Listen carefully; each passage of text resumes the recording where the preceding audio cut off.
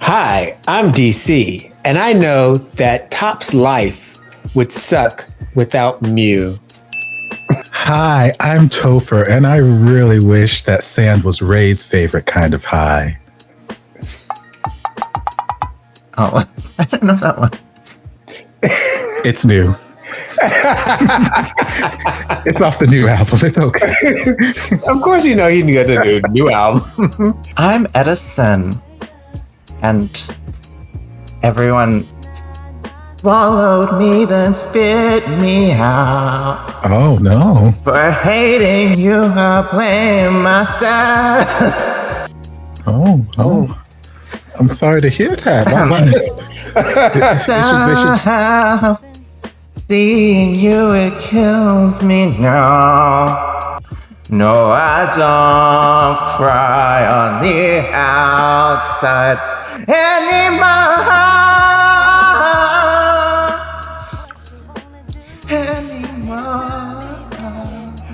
Sing for Jesus, baby. Yes. And on that note, and welcome everybody. Welcome to this corner of YouTube that we call Femmes React with our special guest star, Topher. I would not dare to follow that up. I mean, how can we follow that? Like, how?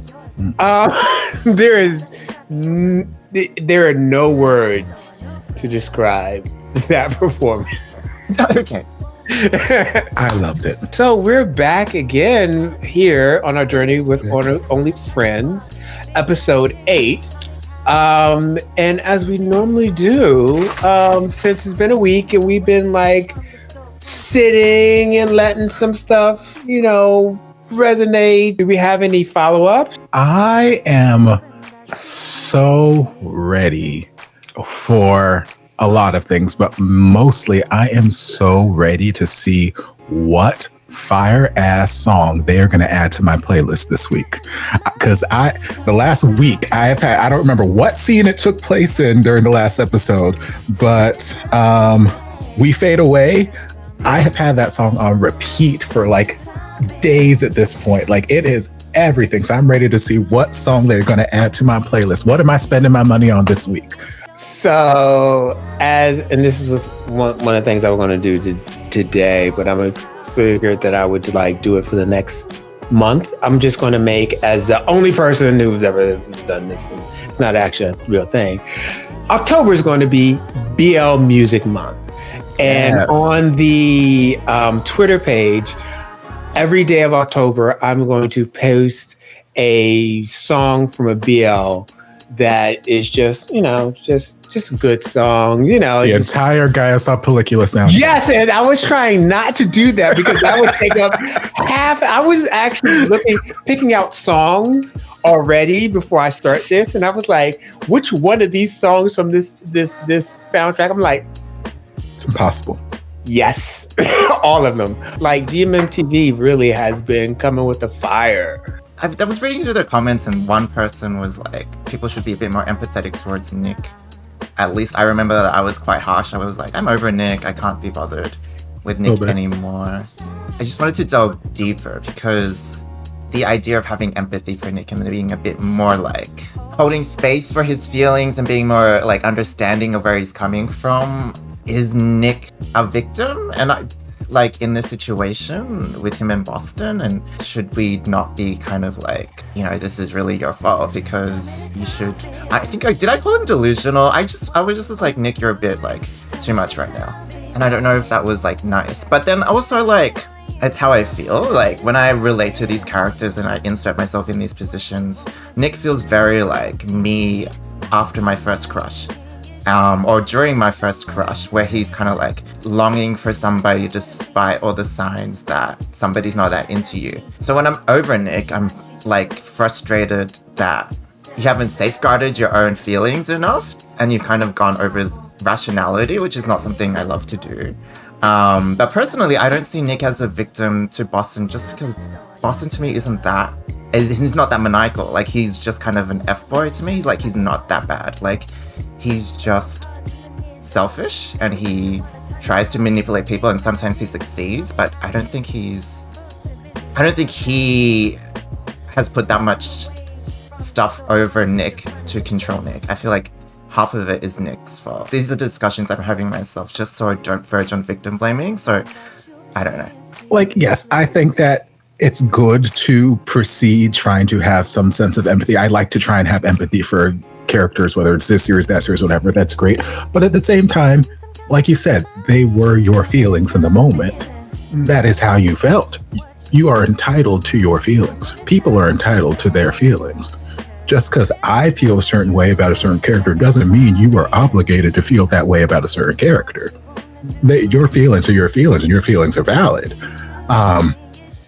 And like you said, when you try to like kind of self-insert yourself into these characters' lives, and Nick feels like that younger version of yourself, or I can even see parts of myself when I was younger, where it's like, if present Topher could go back in the past and talk to past Topher and just like shake him and say, snap out of it, that's what I would do. But after a certain point, you can only shake someone so many times and say, snap out of it, before you just get frustrated of trying to shake them. And it's like, okay, well, I'm done trying with you. Like, I want to help you, but you won't let me help you. So little baby boy, I got to leave you. So I think it's fine. It's valid to be frustrated with the character. And it's valid to feel like the character is not safeguarding their own feelings. It's valid to feel all of these things. Yeah, I don't necessarily think it's wrong.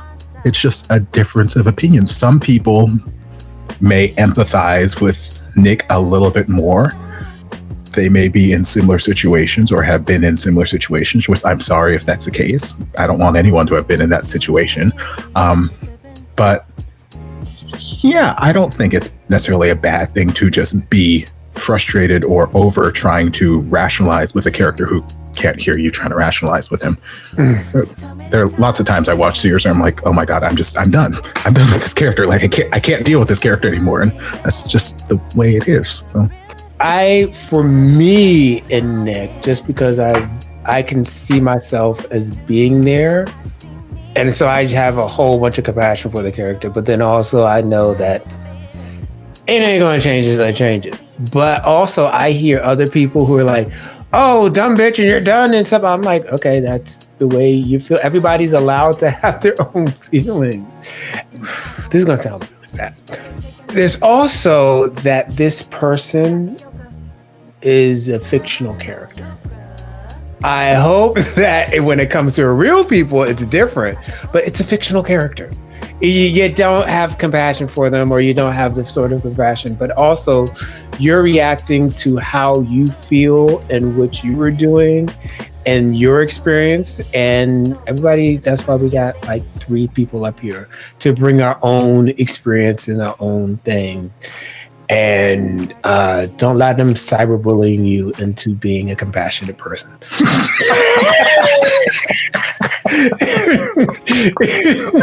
not that. It's just reflecting. Like, I think it's one way to put it. I'm a compassionate person. Stand your ground. You can't have the experiences that someone else has in order for you to feel that way.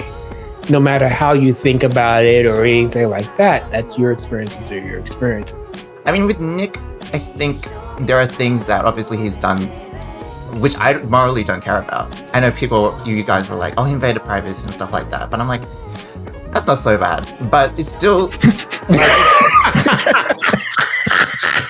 But like, I think it counters the narrative that Nick is a victim. Like, I think Nick has a lot of agency when it comes to pursuing Boston.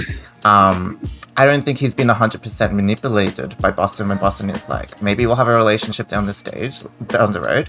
I think Nick has had enough indicators that Boston doesn't feel like that way with him because of the friends with benefits situation as the options for how their relationship will progress. That he's going to America if things don't work out, so he doesn't want anything serious. And so like Nick, I just don't feel like Nick has really been manipulated into loving Boston. And I still don't know why he feels more virginal than Mew. And that's where I'm kind of like confused. Where did all these feelings come from? Like Dick pics? I just I mean, if that dick pic is right, you might feel some type of way. Now, I ain't seen Boston's myself, so I don't know, but like... I don't know if I'm tired of the character or the character and the storyline, but Nick just has not progressed or evolved or changed from where he started. So I'm kind of like, okay, let's switch things up. The only thing that you said that I would push back on, and just this idea of a perfect victim. Like somebody has to be virginal in order to be a victim of somebody else's doing. And I think often people have this idea, okay, you're not a victim because you did this one time when you were like in a grade school and they pull up some old tweets or some bullshit that they've done saying that they're not a victim because they once did something bad. And I think for me, I recognize that he did some really morally questionable things, but also he is being hurt through his feelings. So I don't think that this idea that there has to be a perfect black and white victim. So that's the only thing that I would push back on. It's like, oh, he's done this, so he can't be a victim of this. But it's like, no, he's a victim of this because this thing happened to him. You know? No, I just because that also it reminds me, and also like when somebody has sexual violence against them. It's like, oh, what were they wearing? Or they're not a good person or anything like that. Or somebody gets shot by the cops. Oh, they were out doing all this other kind of stuff. It's like that whole like construction of a victim is this perfect person, you know? So that's also one of the things that I'd bring with me. But no, that's fair enough. I just don't want to cross that line into victim blaming. And then the other characters. I just don't think I'm looking forward to this episode because I know it's gonna show how destructive Ray and Mew is, and like feel like we're gonna see Ray do more bad things. I'm not rooting for Mew on top. Like, I didn't sense enough love. I didn't sense enough feelings. I didn't sense enough chemistry, and I don't know if it's the acting or the writing, but like, I just think it'll be kind of mundane if the story goes Mew and Ray increase each other's bad traits. I just feel like if it goes down that path, it's like Mew and Ray, bad for each other, not a good idea, then Topher and Mew gets back together and happy ending. I don't know. I hope it's not like that. They're just, everyone's bad for I root for nobody. It's just like some people are just less bad for each other. No, they all suck.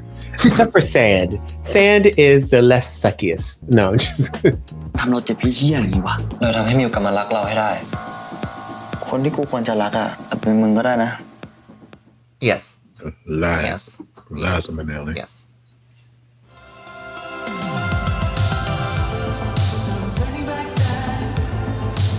You still got the same cowboy shirt on? It's probably the same day.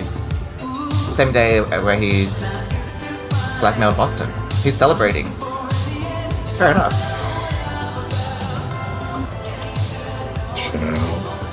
It's cute. This is cute. This is great. It's great. เฮ้ยเชื่อมเป็นไรเปล่า ไม่ได้ละเราว่าเราต้องทำอะไรบางอย่าง เฮ้ยเธอเดี๋ยวเธอทำไร ก็เลยจะไปเตือนมันไงว่าเลิกทำตัวแบบเนี้ยรู้บ้างแต่มันคบไอเล่อะแม่งแดกเหล้าทุกวันขาดเรียนเพื่อนโทรไปก็ไม่รับเตือนเหี้ยอะไรแม่งไม่ฟังจากเด็กดีๆเนี่ยแม่งกลายเป็นเด็กเหี้ยไปแล้ว แต่เธอจะทำอย่างนั้นไม่ได้ไม่ได้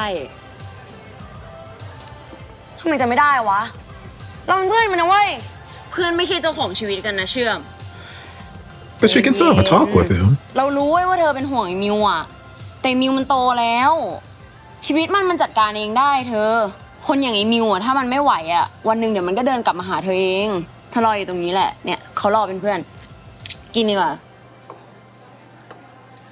นะ ใครมีเพื่อนแบบเชื่อมเนี่ยโชคดีจังเลยนะเนี่ยแต่เราโชคดีมากกว่านะที่เรามีพี่เป็นแฟนอะ ค่ะเก่งมากใจเย็นเก่งมาก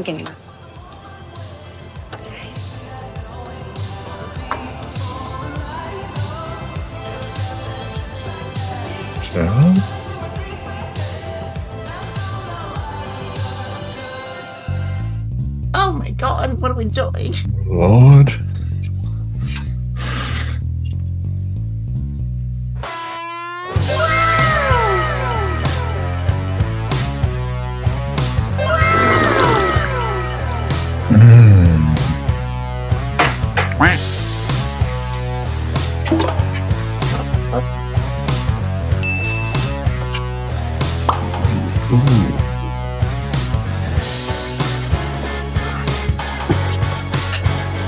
Go Bucks.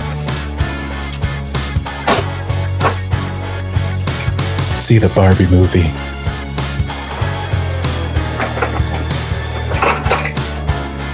And Bratz.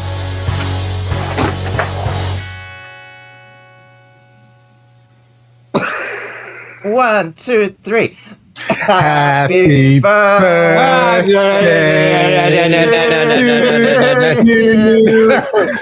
Happy birthday to you. You would do it on a video, which I'm not. Happy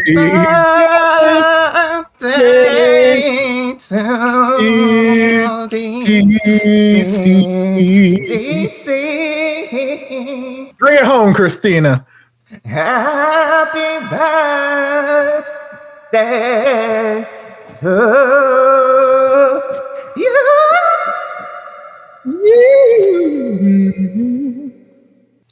Is DC still here? Why did DC come?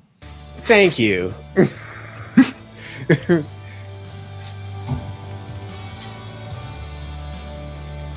You ไฟแช็กหน่อยดิ Why don't you have one? กูว่ามึงเลิกดูด Smokers never have lighters. Have you ไฟแช็กแบบ not? เนี้ยกูจะได้หาเรื่องคุยกับคนอื่นได้ไง Why are we still talking? You're with me. Why are you begging me?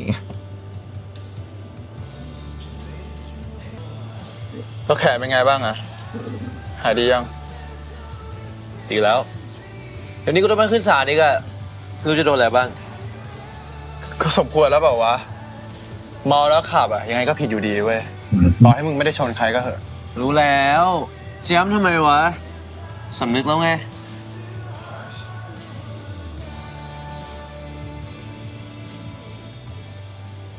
แล้วมึงกับมิวนี่ยังไงวะกูได้ข่าวว่าเขาเลิกกับไอ้ท็อปแล้วนี่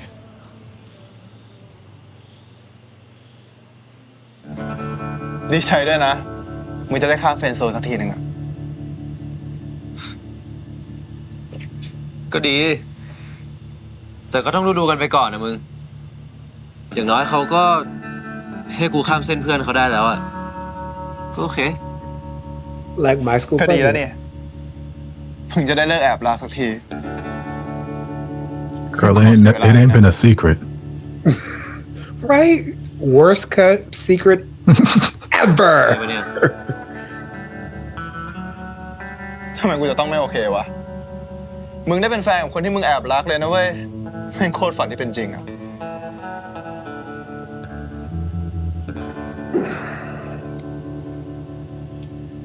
ถ้ากูกับมึงยังเป็นเพื่อนกันได้อยู่ปะ I don't think that's best. เพื่อนเนาะ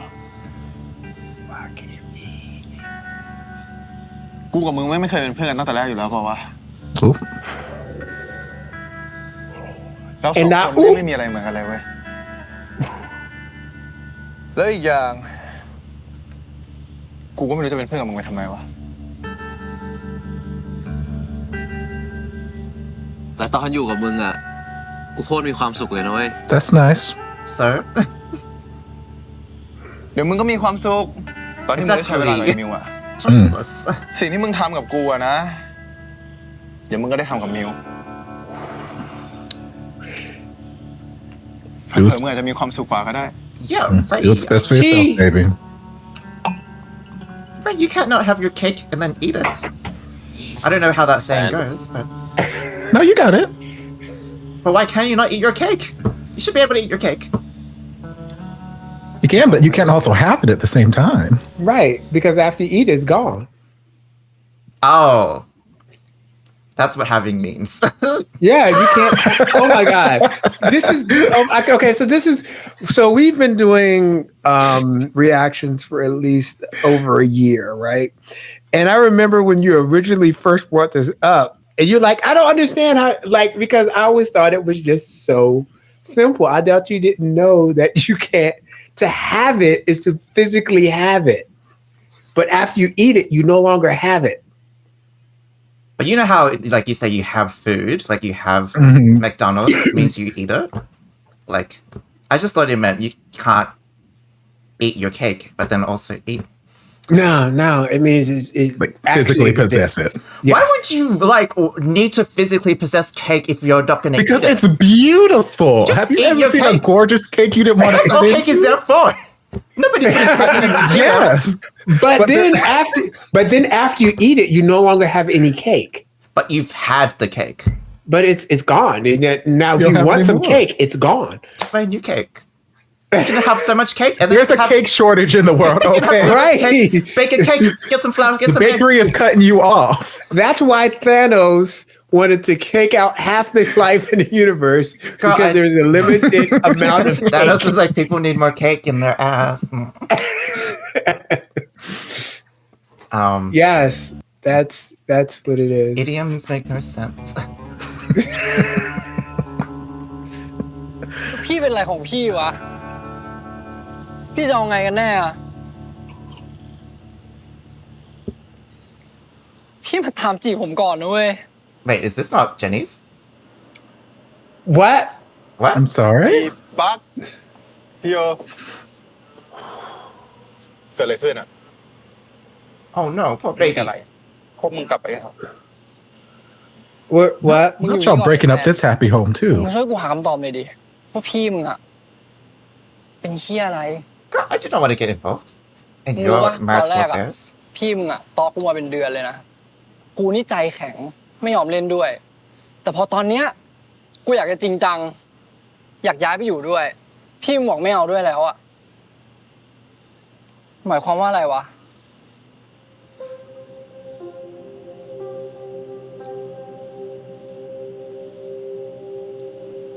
มึงคิดว่ามันง่ายสำหรับกูเหรอปักมึงคิดว่านี่เป็นครั้งแรกที่กูเจอเรื่องแบบนี้เหรอ กี่คนแล้วที่กูรัก ที่กูใส่เกียร์หมาเต็มร้อย กูแม่งทำให้ทุกอย่างอ่ะ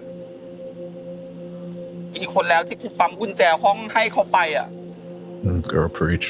แต่สุดท้ายเขาก็เอามาคืนกูกันหมดอ่ะ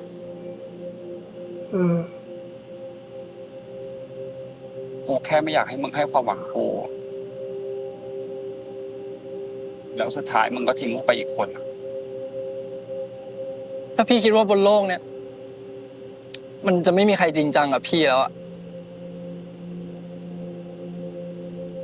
ผมว่าพี่คงอยู่คนเดียวอะ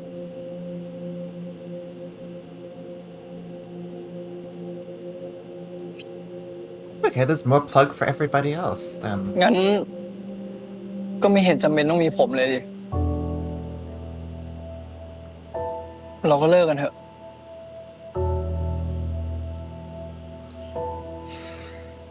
ไอ้ปั๊กมึงเข้ามาคุยกันดิวะ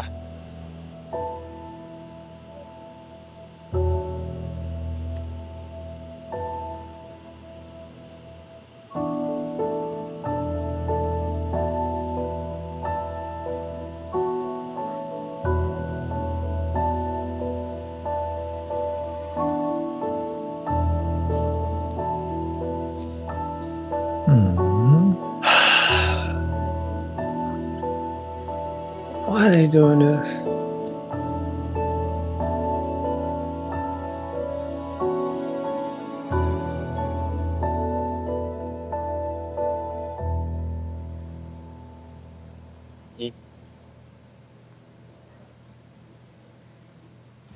Nice smoking. What the fuck? ทำไมอยากสูบเองอะ Oh, what the fuck? ก็อยากลองทำอะไรที่ไม่เคยทำบ้างอะ Go have an orgy. What I can't are you believe that. doing? I'm very confused. I can't believe they just did that with like Plug and Yo. Oh, you're still on the and, Jenny like, thing. Okay, sorry. I have lots of feelings about it, but mainly most of them are rooted in confusion. Because I feel like it's gotten the same complaint I had with the lesbians for like the first half of the series. I've gotten like 30 seconds with these two people in like the last 7 episodes. And now all of a sudden it's this big life altering, oh, we're breaking up because I'm like, which is fine. That's valid. That could be the point their relationship is at. But like, I can't personally take one side or the other or try to empathize because I don't know the nature of the relationship. I know nothing about them other than I've seen them in the background of this bar a couple times. So like some of the things that she was saying, like, hey, I've been through this before. I've got my hopes up and I've had my heart broken and I don't want to get my hopes up anymore. I get that. I relate to that, baby. That's my life. You singing my story right now. Preach, sister. I get you. But then he's like, well, if you feel like no one's ever gonna be serious about you, then you should just be alone. I'm like, okay, why the fuck are you attacking me right now, sir? He's like, let's just break up. And it's like, part of me is like, he's saying good things for him. If you feel this way, let's break up. And the other part of me is like, maybe we should just try to be a little bit more understanding and talk it out a little bit more. But then I'm also like, I don't know how long they've been having this conversation. Right. I don't know how long they've been in this. Like he says, I've been flirting with her for a month, this, that, and the other. So have they not been dating this whole time? Or has he just been trying to court her? Or like, I don't know anything about them. All I know is that them and the lesbians were like my two little shining spots of, oh, they seem like a good little happy couple amidst all this chaos. And now we're just like, okay, we're gonna just break that shit up. Nah, you don't get no happy ending. I'm like, why? What did they do? Why are we focusing our attention on this? Why is this existing right now in my screen? Is this going to have some relevance to some shit that's going to happen in 3 episodes, or are we just breaking them up for the sake of breaking them up right now because we want to break people's hearts? Why? They didn't do nothing. The only thing that I saw with them so far up until this point was them being a great couple, like them being supportive to each other, but she was chasing him for a month. And then all of a sudden he turned around and wants the room. I'm like, what? I thought y'all were already together. But then you're not together. And like, I'm sad. I'm sad because this is my golden couple. I don't know enough about it, but then also I like these two characters and I'm just like, wow, they were great. And Jenny's acting was phenomenal. It was phenomenal. I'm just angry because what the fuck are you doing this now for? This is like episode 8. What are we doing? Like, the only reason I can relate to Yo's trepidation is that I have some of my own. It's like I have experience myself, but I don't have the experience from that character to like say, okay, this is what is going on. I'm sad, I'm confused, and I'm angry because it's like, what are you doing? No, TC, have some cake. This is not the flavor of cake I wanted. Right. I want this. I don't want to eat this. I don't want to have it either. Here. Right. No, thank you. I don't want it. I don't want it. So yeah, that was it's just like, and at least, okay, so I want to say at least with the lesbians, there was at least a little something before Mew just went on in the bar and stuff like that.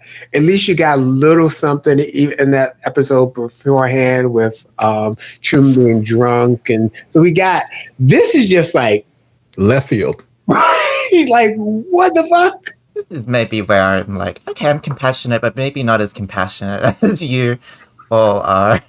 Because I don't have a big of a reaction. It just makes sense. I don't think it's a bad thing to provide storyline and depth for this couple, to give a bit more humanization. It's valid to explore the, not trauma, but like, struggles that people go through. Because I assume it's very daunting to let somebody into your life if somebody maybe has not dated a trans person or whatever. I don't know what Plug's story is, but I agree on the confusion. I agree on like why they just don't talk about it further. Like Jenny's not saying I'm done. I'm done. Jenny's just saying this is how I feel. I don't want to rush this. Let's talk about it even more until we get to a point where I feel like I can trust you, or like I don't know. They just gotta work through it. And I understand why Plug is hurt. I think Plug is like, well, there's no future. So I think this just serves to show that even if we think people have their shit together, like Jenny did at the start, like she's just as vulnerable as everybody else. Because I just thought Jenny was older, the bar owner, like she's a much bigger adult than everybody. But these negative thoughts will plague us continuously through our life. It's just how we learn to deal with them. I'm all about exploring these characters, giving them depth.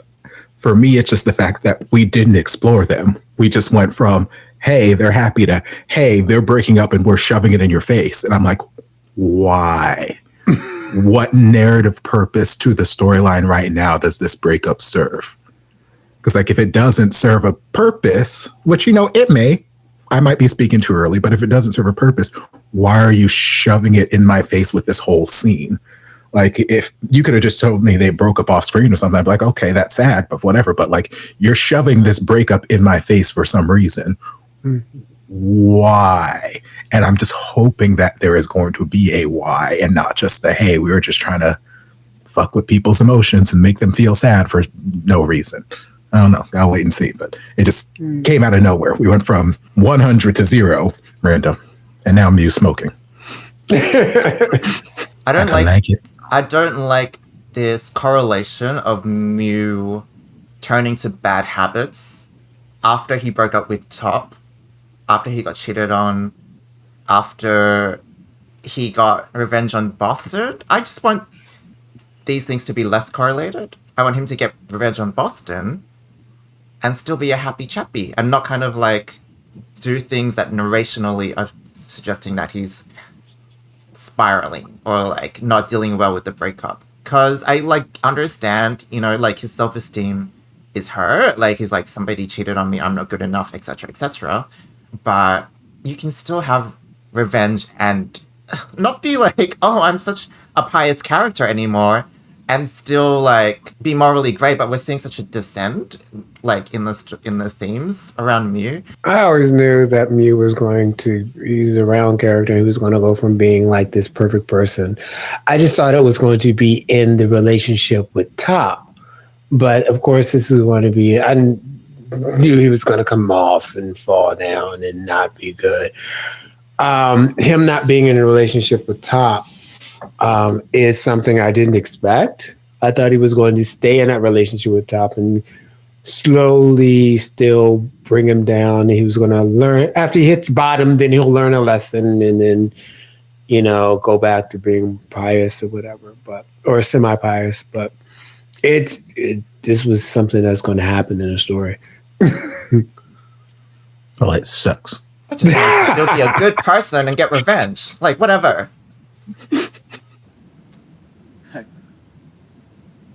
Feel ดีว่ะ Don't lie. Don't lie to yourself. That's not, it's Why would like I I do smoked something for like years. that? It's not nice.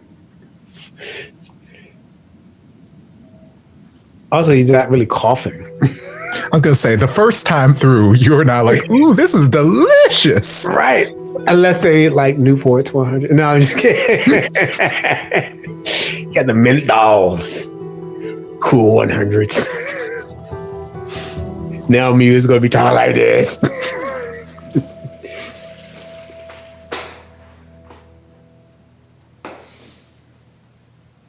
โลกจะรีบไปไหนอ่ะคุยกันก่อนสิ In the biggest room. ไม่มีอะไรจะคุยด้วยอ่ะ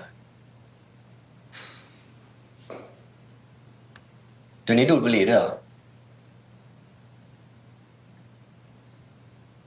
รู้ได้ไง Because you did it in public? Right. It's like ก็เห็นดูดไกลเลยที่หลังมอ แล้วยุ่งอะไรด้วยอ่ะ เราอยากลองอ่ะ อยากลองก็ไม่ได้ว่าหรอก แต่ระวังติดแล้วกัน เราเป็นห่วง ทำไมอ่ะ เราจะติดไม่ติดก็เรื่องของเราปะชีวิตเรา แล้วตอนนี้ก็มีความสุขดีอยู่แล้วด้วย Questionable. I mean, please say that with a smile. แน่ใจเหรอนี่ตกลงจะเลือกไอ้เลจริงๆใช่ไหม What's wrong with Ray? ทำไมอ่ะ A lot. มีปัญหาอะไรปะ Actually, there ไอ้ is. เลไม่ดีตรงไหนหรออย่างน้อยมันก็ไม่เคยโกหกเรา He doesn't lie to me. แล้วมันก็รักเราจริง He loves me. ๆถ้ามันรักมิวจริงนะมันคงไม่พามิวทำเรื่องไม่ดีหรอก Girl, แค่สูบบุหรี่นะเรื่องไม่ดี right? Yes, yes, it is. Yes. แต่คนที่รักเราจริงเนี่ยมันต้องทำแบบท็อปใช่ปะ I mean, I did it before I loved you, but beside the point.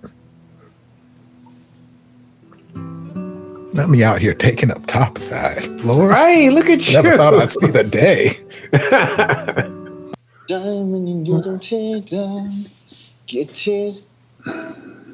What is Ray doing? Oh my god. Why you focus on sand? Oh, Well, okay, so I would focus on Sand, but you're like not Ray. you're not like- Ray, dude. เล่นต่ออ่ะ Ray is just like he wants his cake กูว่าจะ and ไปทำงานพอดีอะ what else do you have with cake? He wants his second cake. Why do you want so many cakes, Ray? Just have one. ทำไมไม่ตอบข้อความกูเลยอ่ะ Because I don't want to talk to you.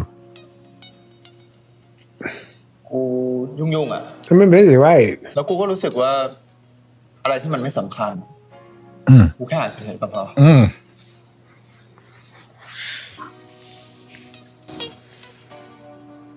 Go just enjoy Muse cake. I mean, like, why do you need more? มึงรู้ป่ะ I don't get it.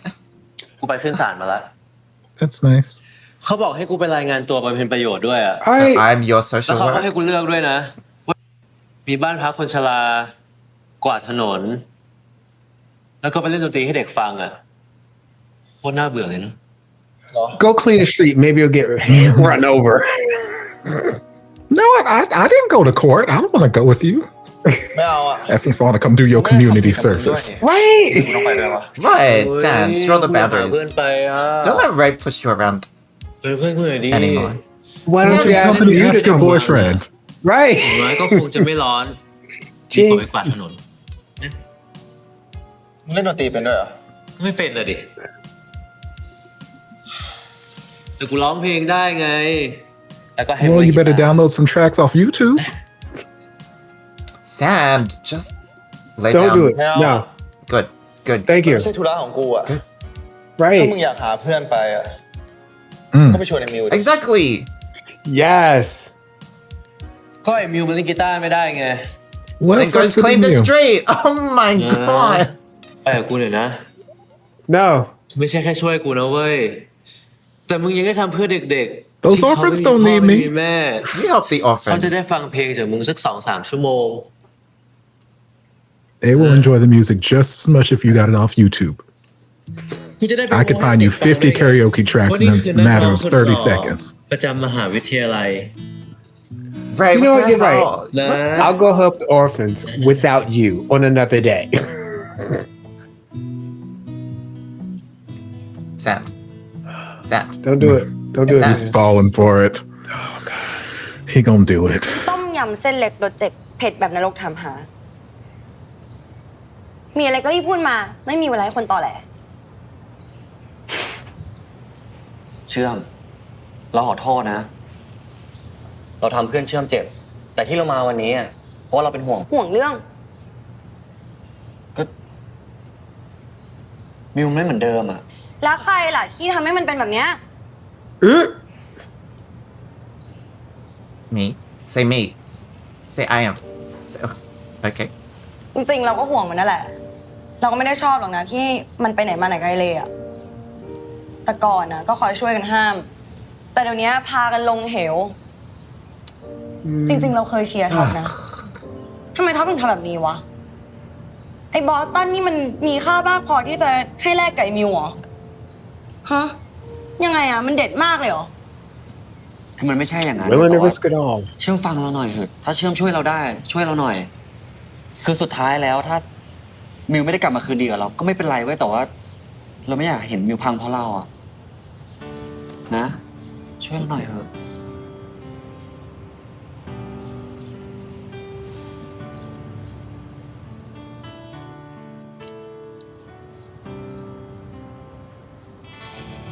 อบคุณนะพี่ที่นึกถึงผมอะ ก็นึกถึงตลอดอะคือจริงๆอยากจะชวนมาทำงานตั้งแต่ตอนฝึกงานแล้วทำงานก็ดีวินัยก็เยี่ยมไม่ได้ง่ายๆนะในวงการเนี้ย ขอบคุณครับพี่ คือให้เข้าเรื่องเลยแล้วกันคือที่พี่เรียกมาเนี่ยบริษัทพี่อ่ะกำลังจะทำ CG animation ให้กับค่ายหนังในไทยค่ายใหญ่ค่ายหนึ่งเลยอยากจะชวนนิกมาทำอ่ะสนใจเปล่า เฮ้ยสนใจพี่ ไม่ต้องรีบตอบค่อยๆตอบค่อยๆคิดคือพี่ต้องบอกก่อนว่าโปรเจ I กต์ thought about it คือมันเป็นโปรเจกต์ที่ใหญ่มากนิกต้องใช้เวลากับมันพอสมควรเลยอ่ะต้องทำงานแบบหามรุ่งหามค่ำอ่ะ What? ถ้ามีแฟนนะไม่มีเวลาให้แฟนแน่ An all-nighter? Good. Even more reason. Take it. Yes. Yes. Distraction you need. งั้นไม่ต้องห่วงเลยพี่ ผมไม่มีแฟน ตัวคนเดียว Good.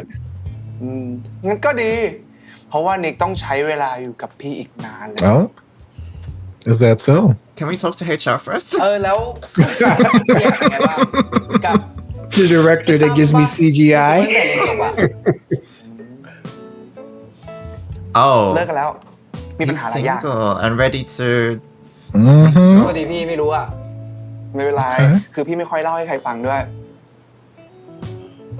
แต่ว่าตอนนี้พี่ก็พร้อมเดทใหม่แล้วนะ Whoa, whoa, hey, hey, You hey. don't need to tell me this. I'm just here I for know, I'm still at this มีเพื่อน interview, ที่ช sir. อบคนแก่แนะนำพี่ได้เลยนะ How old โอ้โห are พี่ you? ยังไม่แก่ขนาดนั้นซะหน่อย โอ้โห นี่ Right? มหาลัยอยู่เลย หยุดเลิกเลียได้แล้ว นี่ขนาดไม่ทำงานเลียขนาดนี้แล้ว ไม่ได้เรียนผม No, please continue. I think he is. That's the Hey. point. It's just, oh my god. I mean, in the States, we only kiss it, but you know, that's, things are slightly, they're more progressive in Thailand. That's fine. I'm that here for makes it. sense. I'm here for it. Oh, you can have your cake and lick it too. Oh wow. I've wanted to since not me. So yes, I support this. I support this. I'll lick the cake. คือเข้าใจป่ะคืออยู่บางทีคนเดียวมันก็เหงา ถ้ามี Okay. เพื่อนที่ชอบคนแก่ แนะนำพี่ได้เลยนะ โอ้โห พี่ยังไม่แก่ขนาดนั้นซะหน่อย โอ้โห นี่ดูเหมือนเด็กมหาลัยอยู่เลย หยุดเลิกเลียได้แล้ว นี่ขนาดไม่ทำงานเลียขนาดนี้เลยเห ผ ร ม อ ไม่ได้เรียนผมพูดจริง แต่ได้งานก็เล่นอยู่นะถ้าอยากได้งานอ่ะ ถ้าเรียนได้งานผมก็เรียนนะ Bitch.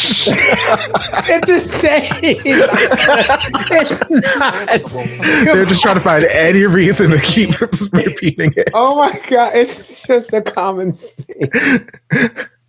Maybe there's a direct translation in Thai though. Maybe he did mean licking, like instead of kissing. Oh my god, it's not. And then they just kept it going as a form Oh of my god. flirtation. I am giddy as a schoolgirl right now. I enjoy part 2. Is this the 18 plus bit? It's 18 plus, but it seems that I can see everybody why. acting is 12 years old. Not you keeping pictures. อ้าวไอ้ตอม Adam, วันนี้มาคนเดียวเหรอพี่ แล้ว Hey. girl, you're in the credits for like 2 seconds. ไม่รู้ and ว่ะ you made your second appearance. แต่ปกติเวลากูอยากกินเหล้าเนี่ยกูมาคนเดียวได้อยู่แล้วกูชิลแล้วมึงอะมาคนเดียวเหรอ วันนี้เพิ่งทะเลาะกับแฟนมาว่ะพี่ แม่งหึงชิบหายโคตรเซ็งเลย So you want a boyfriend? กูเข้าใจเลย มีแฟนนะเว้ย ถ้าไม่ไว้ใจไม่ให้อิสระ Okay. จริงพี่ พี่ใช่ปะปกติอะเวลาผมมาร้านเหล้านะไม่งมานั่งเฝ้าอะ ใช่เหรอ เออ อย่าโหดไป มานั่งด้วยกันดิ เฮ้ยได้เหรอพี่ Yeah. ถ้าผมนั่งเนี่ย ผมบ่นเรื่องแฟนยาวนะ จัดมาน้องมึงกินอะไรมึงสั่งเลย เดี๋ยวกูเลี้ยงเอง น้องเพื่อนเหมือนน้องกู ขอบคุณครับพี่ เอาช็อตครับ Oh, okay. Morning Austin is after. the last person you want to get relationship advice from. But this Like- poor boy doesn't know this. Oh my god! Are you really like? Because at one point, then like he'll give you the wrong advice. He's like, "I'm Boston." Well, you know? Oh, me, you do not miss Top. Why? Like, He missed books. oh. He misses glasses. He misses sharing that with someone. Does Ray not like books? No. เจอไหมหนังสือที่มึงหา ยังเลยว่ะ ก็จะเดินดูเรื่อยๆก่อนอ่ะเบื่อเปล่าไปนั่งร้านกาแฟก่อนก็ได้นะ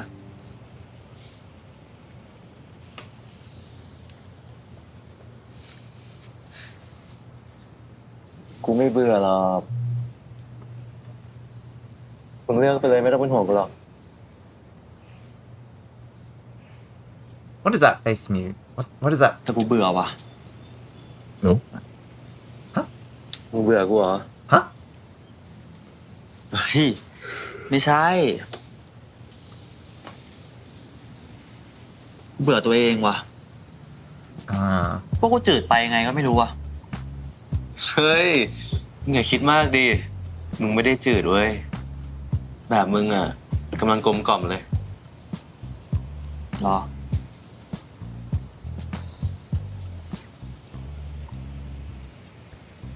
เฮ้ยมึงหาอะไรสนุกๆทำกันปะอยากปาร์ตี้อยากสูบบุหรี่กินเหล้าแม่งทั้งคืนเลยเอาปะ You already did that. No. ได้ดิถ้าแบบนั้นน่ะกูถนัดเลยงั้นจัดปาร์ตี้ฮาโลวีนที่โฮสเทลกันปะเอาแบบเมาทั้งคืนเลยอ่ะได้แต่งตัวด้วยเอาปะเอา I guess. I feel such an exhaustion in my chest from Mew. I don't know how to explain it.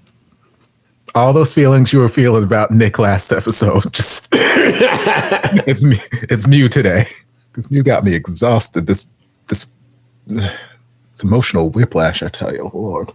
I mean, it's understandable that he feels this way because he's hurt that Top cheated on him. I don't think there's anything wrong with partying, drinking, smoking, whatever. But he's using it in a destructive way because he doesn't feel like he's good or interesting enough. Which, is a way some people react to breakups. I get it. It's very realistic. Some people just become very self-destructive. I remember once I had a breakup and I just took a scissors and just cut my hair. I was like, fuck this shit. That's the worst I've done. I didn't go partying and drinking and all that kind of stuff because I love myself.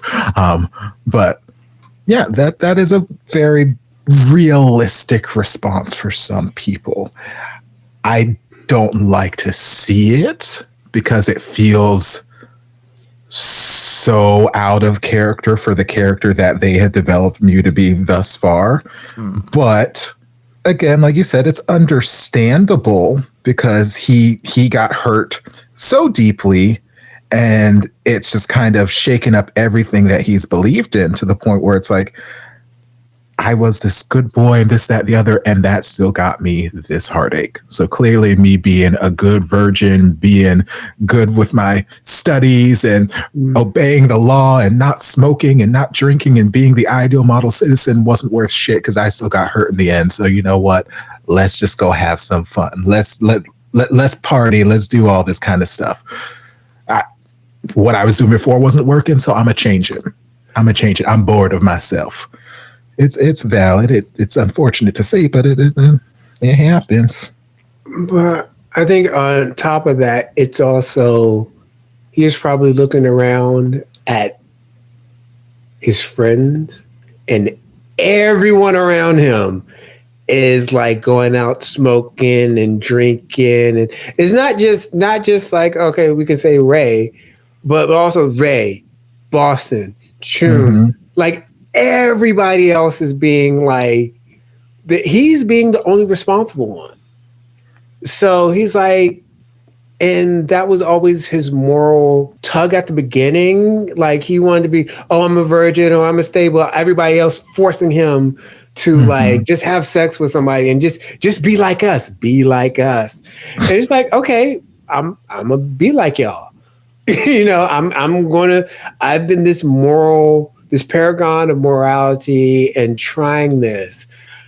Now it's my time. He was like the brakes on this car. Right. He was the brakes for everybody. He was the one looking out for everybody. Actually Stan became that way for a while Mew was off doing that. And now the brakes are gone. Now who's going to stop the person who stopped? We just barreling down the highway. Right. So it's like, you know what? Everybody else doing it. Why can't I? It's a real situation. I think I just have many feelings that are multi-layered. For one thing, Mew was so confident and self-assured at the start. It just sucks to see him in this insecure state of mind. But also, there's definitely nothing wrong with how he was before. No, so it's frustrating to see his self-esteem shattered. And it's realistic. But then there's also frustration in me kind of being like jealous. I'm like, Mew, you're you. Like, you have so many good things about you, and yet you feel so bad about yourself. And so, like, it makes me feel less confident about me. I'm like, girl, you should be, like, getting out there again. You should be feeling your oats. But if someone like you has these doubts about yourself, then the rest of us are doomed. Like, just go find somebody else like Top. Or better. Like Top. No. Like, this place. No. This is the one thing that I didn't like at the beginning, and they were friends and stuff, whatever, blah, blah, blah.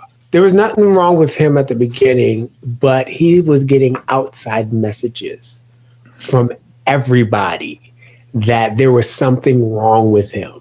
Mm-hmm. They were that he was boring, and then even when Top decided for him, it was like, why is he going for you? And it's just these constant outside messages, and then it's just like, you know what? Meritocracy fucking sucks. And so, you know what? I'm just going to be bad with everybody else. Look at Boston. Bad behavior is rewarded. He got my man. Right.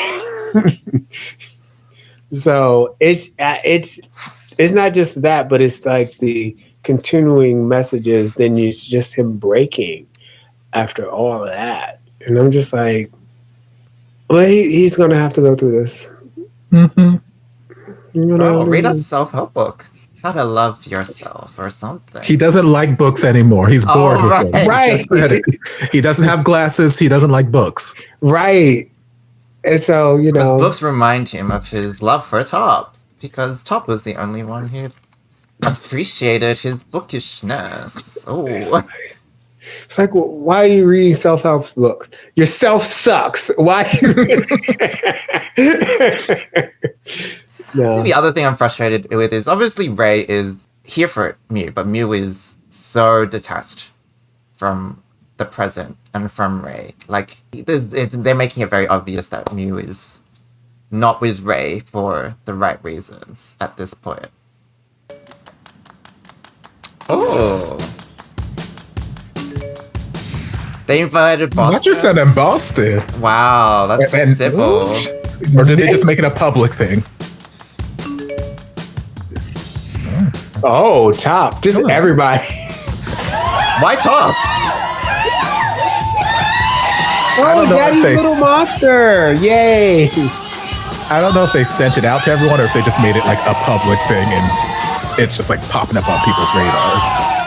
Because if they sent it out to everyone, that's some messy ass shit, but we're here for the messy ass shit. So.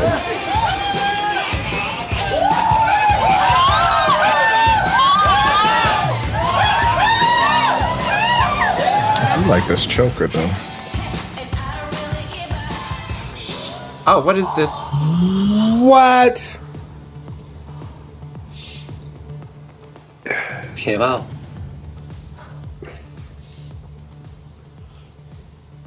ไม่ค่อยรู้สึกเลยว่ะ Let me do more. เดี๋ยวมันก็มา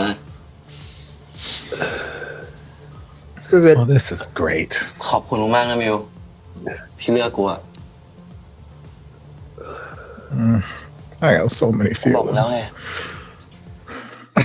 I'm confused. No. We don't have to stop for him. I'm just No, let's get through this. Let's get through this. เพราะมึงคือคนที่ไม่เคยทิ้งกู Yes, ไม่เค that's ยทำให้กู good. ต้องเสียใจ That's true. That's มึง good. คือคนที่กูควรจะรัก Someone you should love. That's He not the keeps right saying, language. I should. Should, right. แม่ง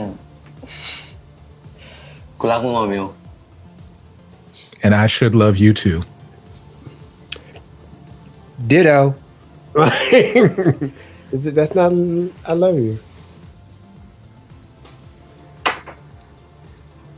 Do you want it? กูว่าเราไปสนุกต่อดีกว่าว่ะ No, you don't want it. Oh, Ray. I'm out here wasting my blow. Right? Kissing coked out people is just it's not it. Like มันเว้ย เมาอย่างเนี้ย thank you son there's so many things I can say right now, but เอ็นจอยทุกคน not you being Joker and Harley. What is top G.I. Joe? Top Gun. ครับกัน มาโผล่ที่นี่ไงวะใครเชิญมึงไม่ทราบน้ำเชื่อมเชิญมา Oh. เชื่อมเหรอเชื่อมมันชวนคนเฮี้ยมึงมาด้วยเหรอวะ Also, Joker and Harley, their relationship was toxic AF. ไม่มีสิทธิ์มาแสดงความคิดเห็นกับชีวิตกู Can't I just have an episode of Happy Ray Mew? มิวโดนโค้กด้วยเหรอทำไมอ่ะกูโดนแล้วมีปัญหาอะไรปะ Can I have some too? He's like, I quit because of you. มิวเปลี่ยนไปมากนะมิวทำแบบนี้เพื่ออะไรอ่ะ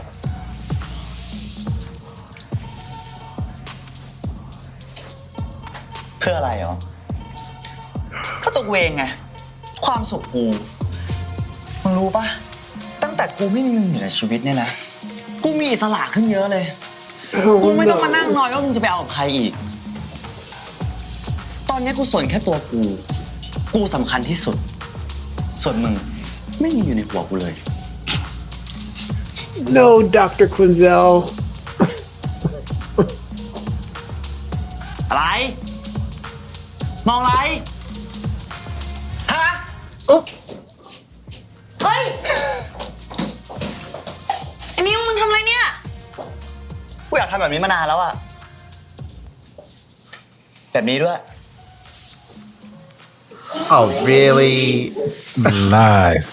Really? I got so many feelings.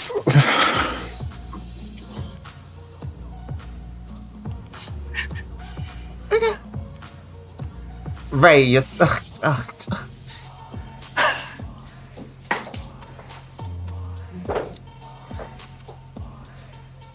กลับมาได้แล้วมั้ง งานกูอะไม่ต้อนรับคนอย่างมึงหรอก ไม่ต้อง กูชวนมาเองอะมึงมีสิทธิ์ไหมหรือกูไม่ใช่เจ้าของกูเลยชวนมาไม่ได้ แล้วแต่มึงแล้วกัน กูไม่อยากให้มันเสียบรรยากาศอะแต่มึงอย่ามายุ่งกับมิวก็พอ I got so many feelings. I'm just annoyed that Top is meant to be in the right in this situation. Maverick.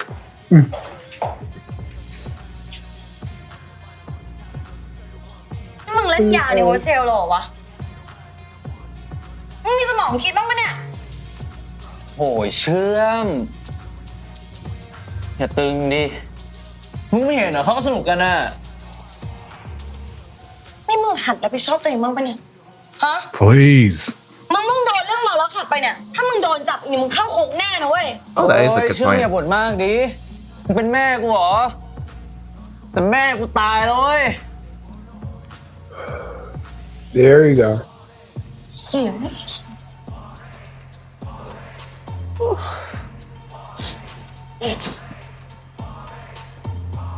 เฮ้ยทำอะไรกันน่ะ มึงมีมิวแล้วมึงต้องการอะไรจากกูอีกอะ กูจะรู้สึก Not you. Lord, I got more feelings. Lord, this episode is Oh making my me feel God. things. The imagery of them being Joker and Harley Quinn is amazing. I don't know if they did it on purpose or whatever. Knowing about the history between Joker and Harley Quinn, especially first of all, their relationship is toxic. But when they first started, when they first originally got together, Joker was a patient in Arkham, and Dr. Quinn was actually seeing him and actually helping him and supposed to be like helping him and all this other kind of stuff. What ended up happening is Joker's insanity turned her into like this crazy, infatuated, and he people was like, oh, I want to love like Joker and Harley. No, he abused her. And this is what you have to go in the comics and read the comics and all this way through. It's like, no, he abused her. And it's also very telling because, and it's very parallel because Harley Quinn was a doctor. She was smart. And like Mew was smart and all this other kind of stuff. And so the parallel tracks for them is really good. But then also, eventually, the relationship between Joker and Harley, she finally snaps out of it with the help of our lovely Poison Ivy. Harley ends up being, well, she is bisexual and all this other kind of stuff, and also her own little comics are great, but that was me nerding out. But that is really like, wow. No, you shouldn't dress up as Joker and Harley. Yeah, we can be together like that. And that's saying a lot about that relationship. So, and him doing drugs, yeah. Of course, it's gonna be numbing. I just don't know.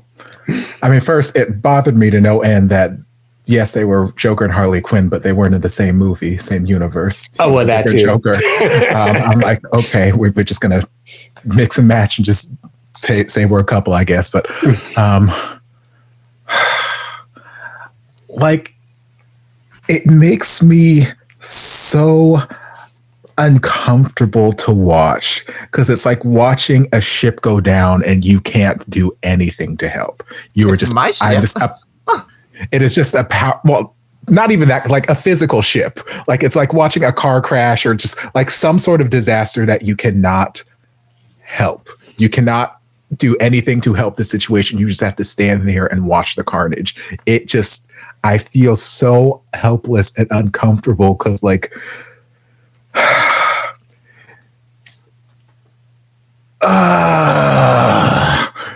so yes, Mew is changing. He's in a very self-destructive mode right now. And I think what he was saying to Top at that point where he's like, yeah, I'm doing this because I'm making me happy. I'm the most important person to me right now. Who's the most important person? Me, just me. It's all about me. And I'm like, I feel like that's the first honest thing he said all damn day. Right now, he is just in his own world. This is Mew time. And there's part of me that wants to feel bad for Ray because Mew is kind of doing to Ray what Boston was kind of doing to Nick way back when. Like, Ray is just kind of voluntarily going along with emotions, even though Mew clearly is not involved. He does not want this relationship. And every sign is showing you, hey, he doesn't want to be involved in this relationship. I don't want to kiss you. I don't want to touch you. In the bookstore, you can go, I'm bored, or it's okay if you're bored, you can go, and all blah, blah. He's like, I'm not bored. I love you, blah, blah, blah. It's like, yeah, well, I'm bored. I'm like, okay. And the look on his face was telling me, okay, like, I just don't want you here right now. I would like you to just leave me alone with these books. And he's like, I love you so much. He's like, you're the one I should love. I should love you. Everything on paper is telling me that you are the right person that I should love. That part. But I don't.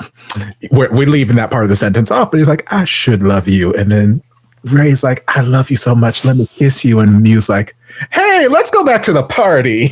Like, he's doing everything in his power to just avoid giving in to Ray because in his head, he knows he is not interested in Ray. He has zero interest in Ray. He is not romantically interested in the least. So there's part of him that I think doesn't want to give in to that sort of romance, kissy, affection, blah, blah, blah. Because like, I don't want Ray to get his hopes up or whatnot because I'm not into this and who knows how long until I break this off. But then the fact that, Top comes around and is like, hey, let's make out. It's like, again, that was very much just him playing whatever game to make Top jealous, blah, blah, blah. But Ray is a pawn in this. Ray's a pawn in this little game. And it's unfortunate. It is so unfortunate. I feel so many feelings, so many uncomfy feelings. And I don't like the feelings that I'm feeling. I don't like the feelings I'm feeling, but that is okay. That is okay. That is what the cinema does to us. It makes us feel things. Not every feeling is going to be light and fluffy. Some feelings are uncomfy and jagged, and that is life. I don't like where this is going, but it's got to go there. It has to go there. This, like DC said, he's got to hit that rock bottom before he can get back up there. And as far as Ray goes, like there's a part of me that wishes he was cognizant enough to be like, hey, maybe I shouldn't introduce him to smoking. Maybe I shouldn't introduce him to drugs. Maybe I shouldn't do this, that, and the other. But there's the other part of me that's just like kind of realistic. Like Ray is just kind of along for the ride right now. And he found somebody that he loves who's willing to partake in his extracurricular activities and not judge him for it and not try to stop the party, not trying to stop the fun. So he's like, hey, yeah, you want to party? Let's party. I'm like, oh, I don't want to agree with Top, but like the series is kind of forcing me to agree with Top. And that's probably why I feel so uncomfy this episode. Like, Top's not supposed to be my golden child right now. Fuck this shit. And also for me, like it makes the most sense because Ray has the least control of all of these characters. And Mew was his like control, and then it's kind of switched to Sand for a little bit, and Sand was looking after him, and so Ray just has no self-control whatsoever. Mm-hmm. So him introducing Mew to drugs and to all this other kind of stuff, he doesn't have any self-control. So why would he like? I'm not going to stop myself. So, and I think it's the greatest thing. Come on, everybody.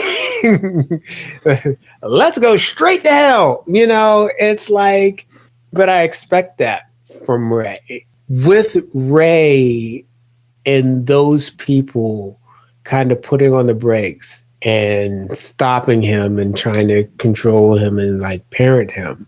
And in fact, he was like, you're not my mom. My mom's dead. And I was like, oh, that's what we're still not dealing with. Mm-hmm.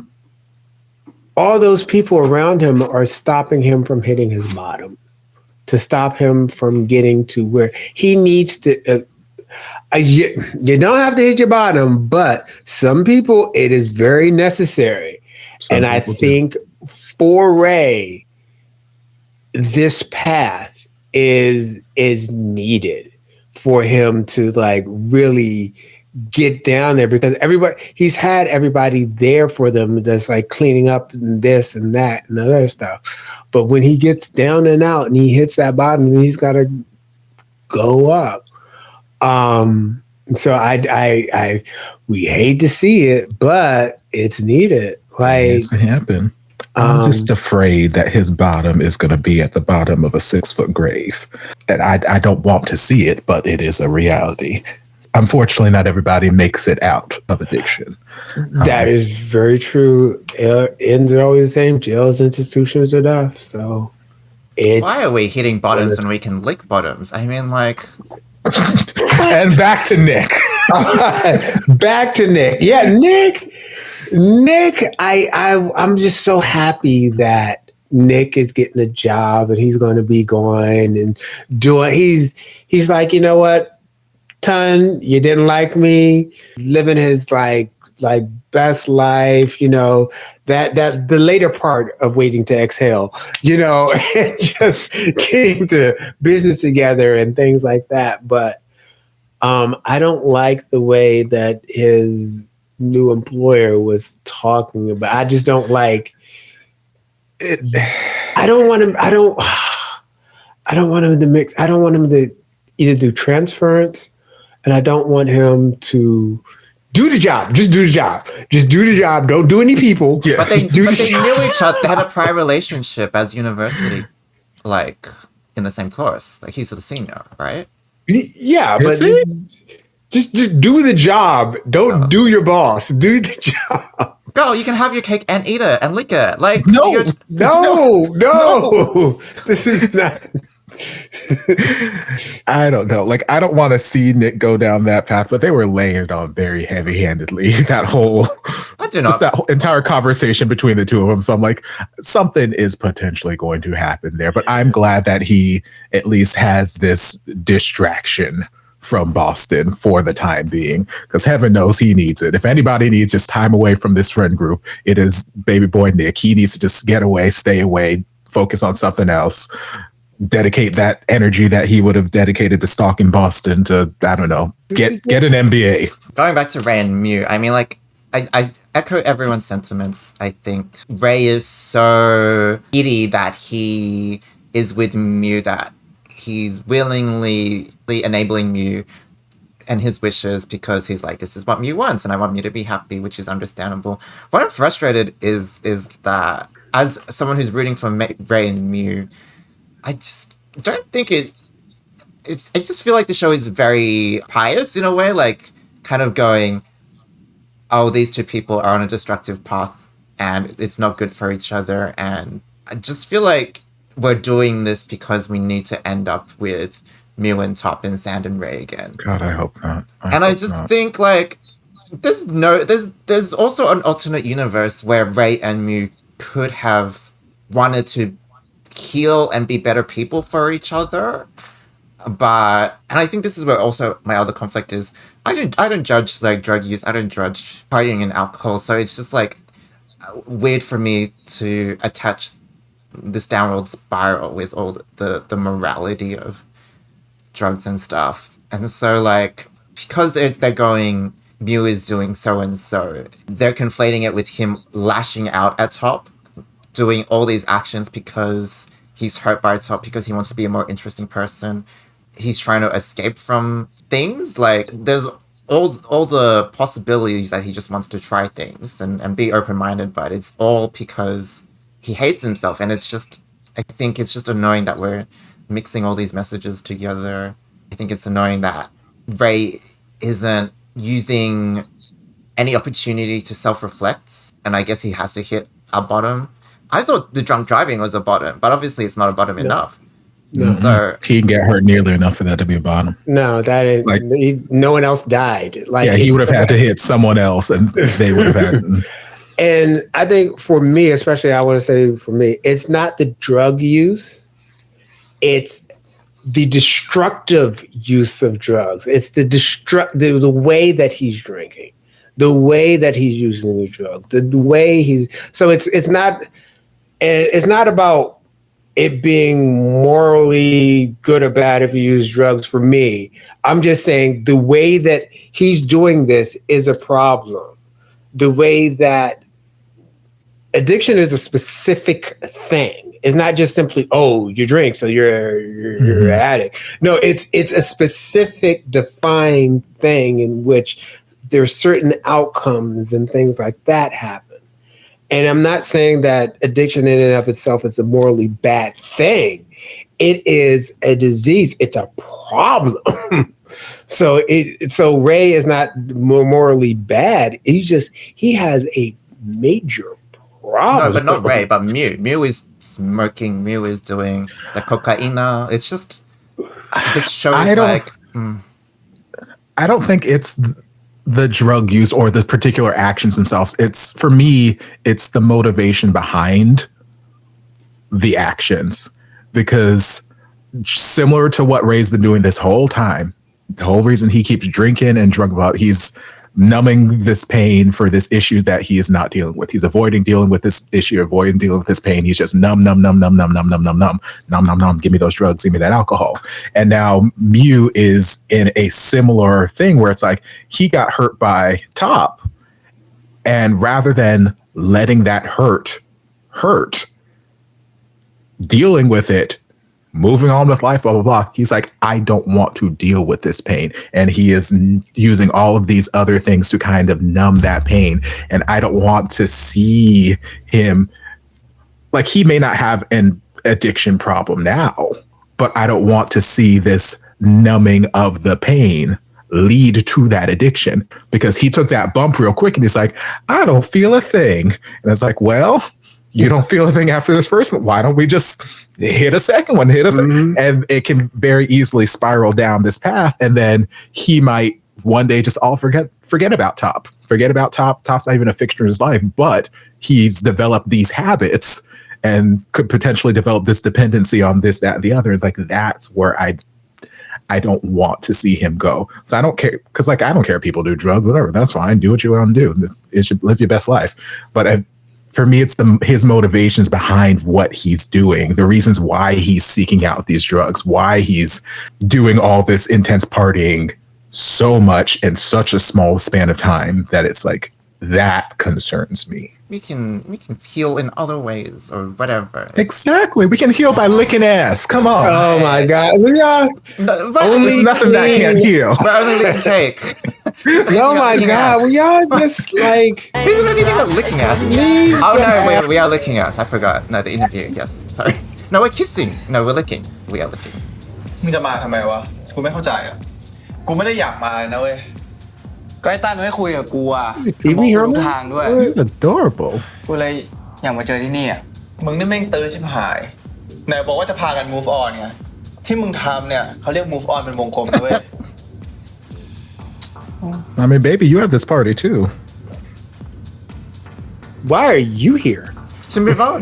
แล้วมึงคิด So ว่า I จะ can มา hook up with other มา people. ทะเลาะกับเพื่อนอยู่ไม่ใช่เหรอ คนใหญ่ต้านนะต่อให้มันทะเลาะกับเพื่อนขนาดไหนอ่ะแต่ปาร์ตี้แบบเนี้ยไม่พลาดหรอก ถ้ากูไม่รู้สึกผิดกับมึงนะกูไม่มาหรอกป่านนี้กูน่าจะนอนอยู่บ้านชิวๆไปแล้ว มึงเลิกบ่นกูได้ปะเดี๋ยวถ้าไอ้ต้านมันมากูคุยแป๊บเดียวแล้วเดี๋ยวกลับเลย Okay, just apologize and leave. Fair enough. They broke out the red solo cup, so it can't be good. มาน่ะ งั้นมึงรอนี่นะ What is Sam dressing as though? I don't know. กูโอเคปะวะ You look adorable, มึง baby. หล่อแล้วไป Is Nick Austin Powers? What is Nick? I don't know, but he's adorable. I thought he was Pee Wee Herman, but I think like Sand is like either a rocker or Slim Shady. Is Boston Michael Jackson in Thriller? เฮ้ยต้านวันนี้มึงดูดีนะ Maybe. แบบดิบเถื่อนเดีย Get to the Come on, point, Wing. Nick. Sorry for recording and bugging your car.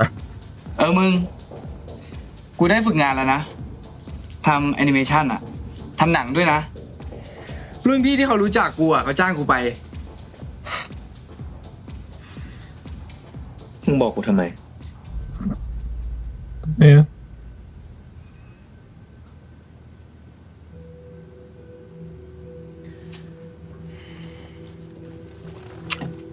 I think you're supposed to be Clark Kent.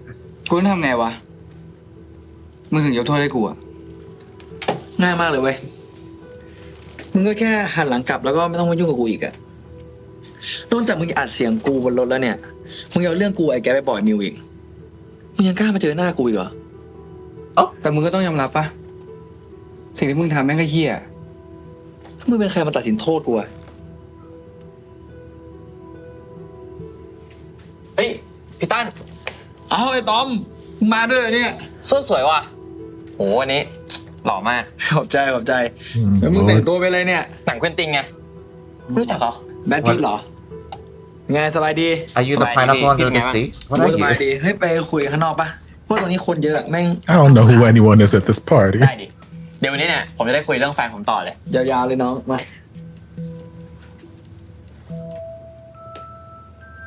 Just take that as a sign and move on, baby boy. Leave. Just, I agree.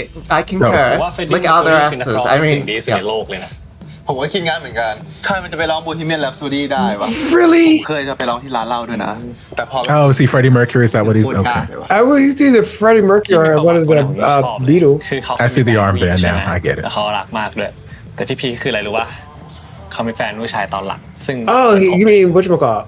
Yes. เป็นใบเหรอ ใช่ครับ Come on, ผม Bicons. ก็เหมือนกัน Right? We're bi actually. I'm here for it. Oh, sure. เฮ้ย What? We're partying. Do you mind? Praise Right, I'm Which rooting you're for not you, going to do.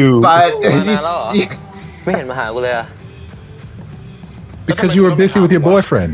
กูจะคุยกับเพื่อนกู แล้วกูไม่ใช่เพื่อนมึงเหรอ No, No, we've talked about this. we not friends. ฉันนั่งครับ ไหน Go find Harley and get the fuck out of my เรื่อง face. ควีนครับ เรื่องเฟรดดี้เมอร์คิวรีครับ ชอบอะครับ แต่งธีมเดียวกันเลยนี่ ใช่ครับ ชอบครับ เคยได้เขาเหรอครับ None of your goddamn business. มึงเมายาเหรอ Yes. มึงเมามึงก็ไปนอนนะ ก็กูอยากนอนกับมึงอะ No. You got a boyfriend. หรือจะให้คุณเฟรดดี้คนนี้ไปนอนด้วยเอาไหม What about your boyfriend, sir? กูเริ่มก่อนเลยมา No, get off of me. ไอ้เล่ No. ครับตามสบายนะ No. ฮะ ไม่อยากยุ่งเรื่องแฟนคนอื่นครับ Girl, he ain't my boyfriend. มึงเป็นเฮียอะไรของมึงวะ มึงมีมิวแล้วมึงต้องการอะไรจากกูอีกอะมึงเป็นห่วงแฟนมึงนะ กูจะรู้สึกกับใครอีกสักกี่คนน่ะ มันก็เรื่องของกูป่าวะ แต่มึงทำแบบ Well, I only got feelings for one. I ain't doing this polyamory stuff. มึงหยุดหลอกตัวเองเถอะแซะ There's nothing wrong with it, but it'sมึงมัน not ชอบ my No, thing. no, no, no, no. But there's agency in this. You know what? I should have agency. You don't get to. You don't own me. You don't say, okay, we're in the poly. No, that's you got to work on your attachment issues. Yes, you can't cast me to the wayside and then decide that you want to be my secondary man. Like, Right? no, no. I have a say if I'm going to be a side chick, and I don't want to be a side chick. No. I'm the main star. You know, You no. up here cock blocking my child. I am upset. I am upset, Ray. This is better than me because we've been fighting. I swear, this episode got me feeling too many ways. I'm upset because they're decimating Ray in front of our eyes.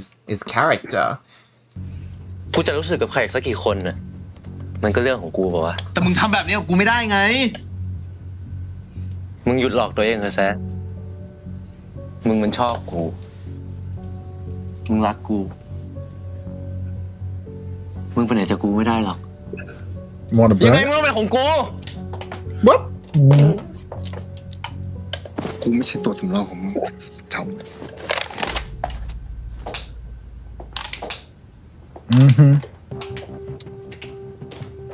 You know how I was Now go saying find Queen. Ray was just as bad as Boston. You know, I stand by that.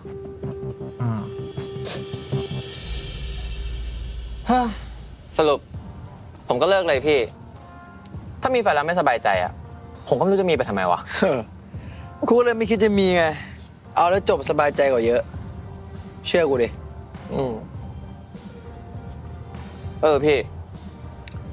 พี่รู้ตัวว่าพี่ชอบผู้ชายมานานยังอ่ะ No, You got that don't do feeling? it. Don't do it. Don't do it. No, don't do it. Don't. Oh, he's the worst person. Oh my god. It's like, why? What feelings you got, baby boy? No, don't have the feelings. Don't have the feelings with Let me Boston. help you. Come to Papa. Let me help you explore. Right? No, he's the worst person to have the. Oh, Oh no, You're not the worst person to explore your bi-curiosity. not with Boston. I mean, Boston knows all the tricks of the trade. he does. If we're talking just, hey, a wham bam, thank you, ma'am. I just want to explore myself. Maybe Boston is the person for you. Don't get hooked like Nick did. But if you're just looking for a good little pow, pow, pow, pow, then you know, Boston might be the one for you. Boston For can this do little this, exploration. He can do that. He can do whatever. You know? Yeah, but that book is messy. Well, use a condom. That Boston is messy. Yeah, but Adam don't know that.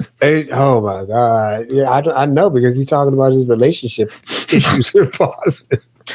Adam thinks Boston is just a good friend, which, if he stays friends with him long enough, he'll come to realize the error of his ways. But for right now, If he just wants to do a hookup, there's nothing. That's fine. yeah. It's fine. If it just stops Boston's there, just that's bad at fine. relationships, but you know, other than that, Yeah, but okay, so not all the ways, not always, but sometimes for a person's first time going to bisexuality and they have sex with a person of the same gender or a different gender that they used to, feelings can get mixed up along with physically good feelings. And so there's that danger there for him. Like you can get clouded. He's like, oh, this is great, grand and groovy. My focus is on you now. Like, so you're saying that's what happened to Nick. Nick used to be straight till Boston came along. And we're seeing the aftermath of what happens when Boston turns you out and brings you to play for the dark side. Could be. But but I'm just saying, like, run Adam. Especially with Adam being him getting out of the relationship and being upset about the relationship and then having that so fresh. And then doing anything beyond like bitching to Boston, physical or otherwise, is not, it's not recommended. I'm just saying it's not recommended. I know I see where you're coming from. You want like you want a sage. You want someone who can deal with if you develop feelings. I know how to maturely handle that instead of being like, ew, no, we just established that we were having sex. Yeah, you probably want someone a bit more nurturing, someone a bit more understanding than Boston. I get it. I just say if he wants to get the old Guk 1000, he should be entitled to get that. You know, but if it was free and clear, no future bills need to be paid or anything like that. Well, girl, if we knew that about anything in life, life would be so much more simple. But there's going to be a bill come due. So, well, Adam looked like he's got good credit, so he can afford to pay this bill. ตั้งแต่เกิดอะเฮ้ยคนเราแม่งเกิดมาแล้ว Yes, they can. บางคนก็เป็นงานว่ะแต่บางคนก็ born to be แบบเกิดมาไม่ต้องค้นหาตัวเองแบบพุ่งเลยแบบกูอย่างเงี้ยแล้วมึงเคยสนใจผู้ชายมั้งปะ Don't put that cup down tentatively. Go. No. Don't do it. Just one. Do it. Do it. อย่างพี่เนี่ยผมก็มองว่าหล่อนะ Do it. I mean, that's a fact. He's just stating facts. พี่อะสำหรับผมอะ Do it. แม่งคนมีเสน่ห์เลย Do it.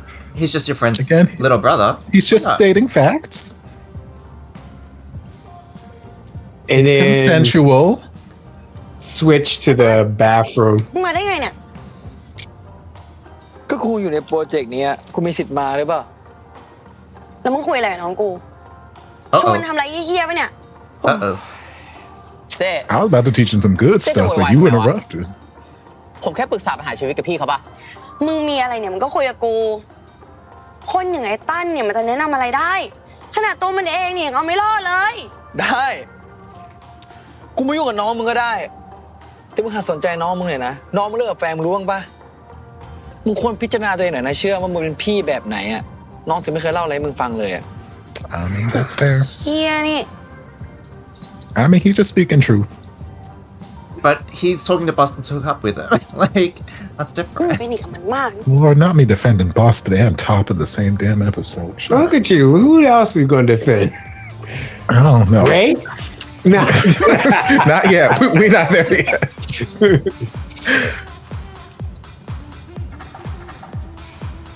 Uh-oh. มึงมาตามง้อยมิวเหรอไม่ทันแล้วมั้งมันรู้เสร็จเอเลมกี่รอบแล้ว Now, boss, why you gotta say shit like this? เชื่อมบอกว่ามึงโดนมิวเทียบตกน้ำอ่ะมึงอยากโดนอีกรอบละ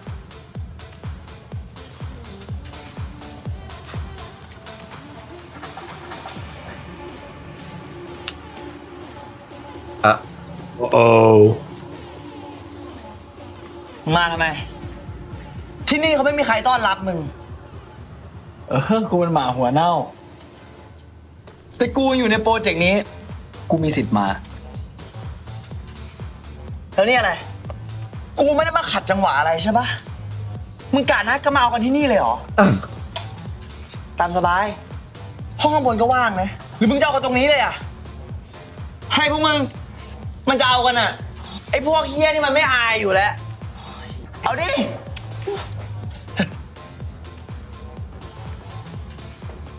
That spot still a little bit sore. You got your revenge.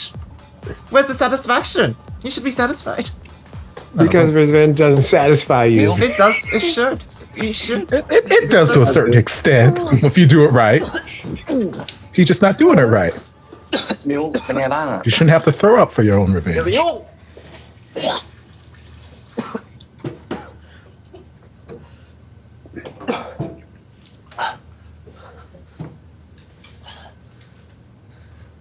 ไหวไหม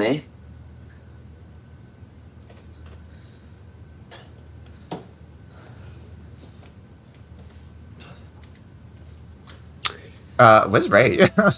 Where's Ray? Why are you pursuing Stan when Mew is in trouble? Check his heart. Make sure his heart's good. มันต้องเฮียด้วยวะน้อง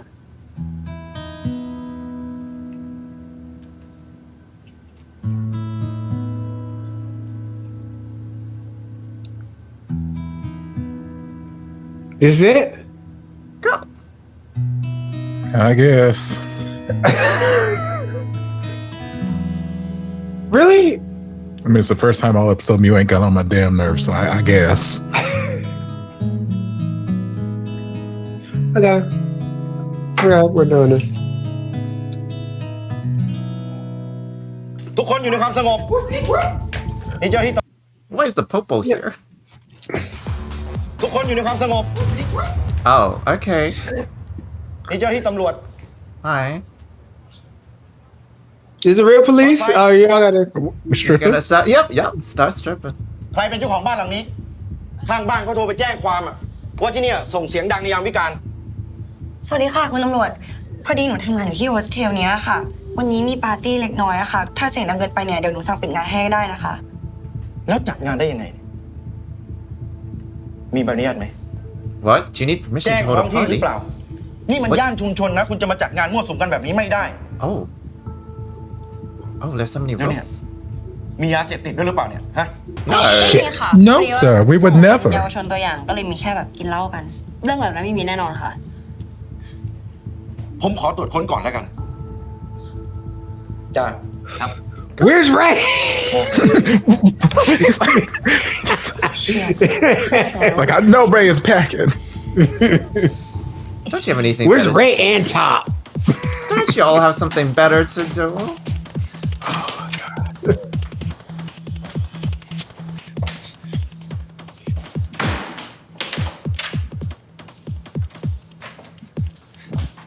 Oh. เล่ตื่นตำรวจ Give me your pockets. หมดอะไรหูมึงกูเคลียร์ได้ ไม่ได้ We need you to get out. แน่เลย ช่วยไว้ต้องเร็วอ่ะ Girl, don't. What In the the ashtray. fuck? Do it, vacuum it. Do something. ไม่ได้ You gotta flush it, babe. You gotta flush it. You can't just. Also, why are you doing it on a wood table? ไป Oh shit. จะไปไหนกัน แล้วไปทำอะไรกันเนี่ยนะ พอดี Sex. ครับ ผมชอบให้กลับบ้าน อยู่เฉย Something in your nose. อยู่เฉย Something in your nose. Don't go down with the ship, Sand. ๆนี่อะไร How much Baking soda. fucking drugs do you have on you? มันก็ไม่มีอะไรปะคุณตำรวจ ของใครไม่รู้ข้างล่างครับ มันน่าจะหย่อนผิดมาตอนอยู่ในปาร์ตี้ครับ ยังกล้าปฏิเสธอีกเหรอ รวบตัวไว้ อยู่เฉยๆ Sand, don't go down with the ship. ไอ้แม่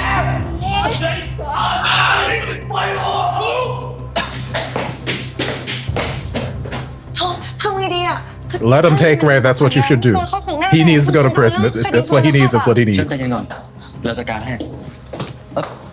ขอโทษนะครับ แต่ว่าผมขอคุยด้วยแป๊บนึงสิครับว่าไง Do you know who my father is? ขอโทษแทนเพื่อนผมด้วยนะครับ Here, I've got a bribe. What is he bribing him with? Is it? Money. เม้ง or more cocaine. I don't know. Looked like a bag full of drugs. And I'm like, มันเป็นเฮียอะไรวะเลย Ignore that small bit of drugs instead of this key. ว่าเป็นเพื่อนกัน I got อยู่ a แล้ว brick for you. ทำไมมึงทำอะไรมันยุ่งยากวะแต่ไอ้โฮสเทลเนี่ยมึงไม่ได้อยากทำกูหรอกแต่ที่มึงทำเนี่ยเพราะมึงอยากมีอะไรร่วมกันไอ้มิวไง told you should just made a PowerPoint like everybody else. ส่วนกูไอ้บอสตันอะแค่ตัวแถมไปแล้วปะมึงไม่เคยเห็นหัวมึงคุยแล้วนี่แล้วถ้ามึงคิดว่ามึงคบกับไอ้มิวแล้วมันไปรอดอะกูขอให้มึงโชคดีนะแต่ถ้ามึงทำกันอยู่แบบเนี้ยกูถอนตัว Girl, we still gotta do an assignment. But see, that's smart of her. Get out of here before the cops start arresting other people. Like, nah, I'm leaving. Because she did tell the cops that I was the one running this hostel. So, run, baby girl.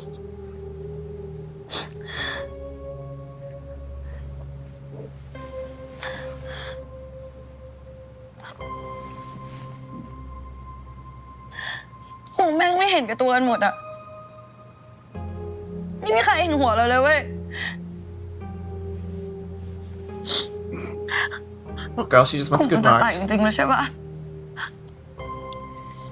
เราก็ไม่รู้เหมือนกันนะเชื่อม แต่เธออย่าโทษตัวเองนะ เธอทำดีที่สุดแล้วในฐานะเพื่อนคนหนึ่งอะหลังจากนี้ถ้ามันจะเกิดอะไรขึ้นอะก็ปล่อยให้พวกมันเรียนรู้กันเองเถอะ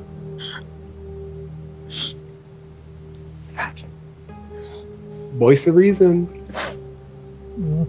Like, girl, you're young. You'll make new friends. Right. You are still in college. It's fine. I didn't make most of my friend group till after college. You'll be fine. I'm still making friends. Exactly.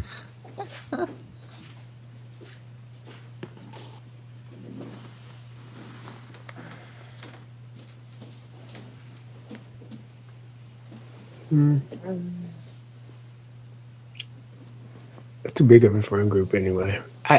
Two friends. Like got like 5, 6 of them. I was like, what the hell?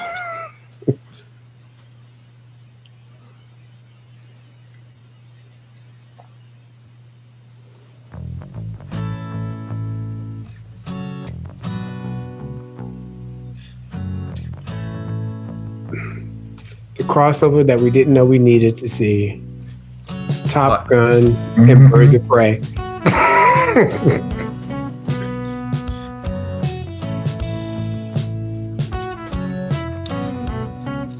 This is boring. At least take his jacket off. Yeah, at least take off like the outside clothes and the bed. He also take off his pants. Because jeans on the... I'm not trying to see him naked. I'm just saying, like... Comfortable to sleep. Right. Because I can't sleep in pants. So, like, if he was my boyfriend, he would know I can't sleep comfortably in pants. So, yes, please take it. I will kick you out of bed if you get into bed with me wearing jeans. I would just, like, kick you out. Get your ass in the floor.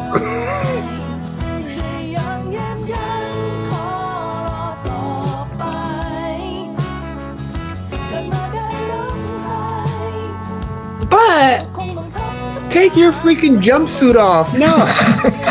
We got... No. Oh, did the bribe work? The bribe works. I guess. Corruption wins again. Yeah.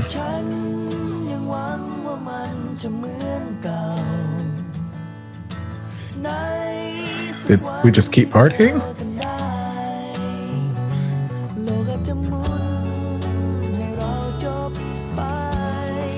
All right, take off the glasses, become Superman.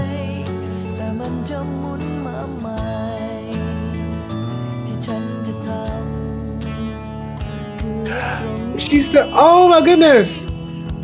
I shipped those two in Wednesday.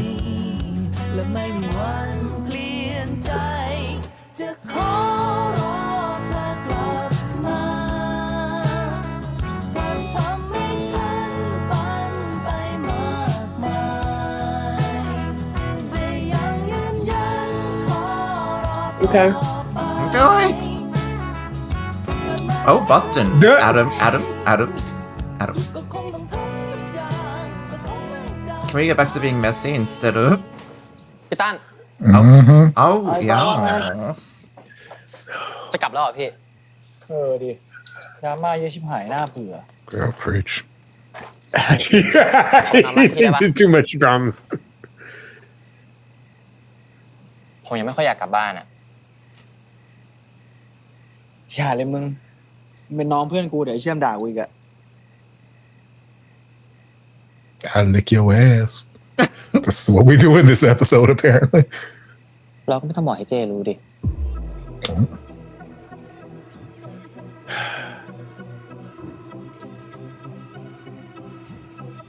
You see how well that worked out for you last time. Oh God. God, no one's bugging his house this time. It's fine. งั้นวันนี้พี่ไม่เป็นบอส It's consensual. แดดดี้แดดละกัน Oh, พี่ถ่ายผมบ้างเลย Daddy ผมยังไม่เก็บ Dad ไว้อะ แต่ผู้ชายคนนั้นน่ะกูถ่ายหลังเอาเสร็จแล้วนะ เห็นอยู่บ่อยๆแล้วทำไมเพิ่งเข้ามาทักล่ะครับ คิดว่ามีแฟนแล้วอะดิ เขามีแฟนแล้ว นี่เราจะไปซื้อของกันใช่ไหมครับ ให้ผมไปส่งไหมล่ะครับ มึงเข้ามาในชีวิตกูแล้วอ่ะกูไม่ปล่อยมึงไปหรอก กูชอบมึงแล้วกูก็ชอบมึงมากด้วย กูแค่ไม่อยากเป็นตัวเลือกของใคร ชีวิตกูแม่งไม่เคยต้องยอมใครขนาดนี้มาก่อนเลยวะ No, no, I don't want it. No. Get out of my face. No. Oh my God. That is. I don't want it. This episode.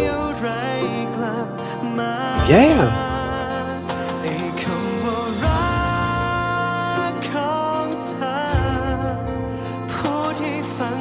Are you sitting there thinking about your life or thinking about your conquest? That was episode 8 of Only Friends. Lots of movement, lots of feelings, lots of Topher. Do you want to begin or do you want to? Y'all can go. I got too many feelings. Okay, go ahead, Edison. I'm just exhausted. I think it's just a lot to Yes. go Very that. through.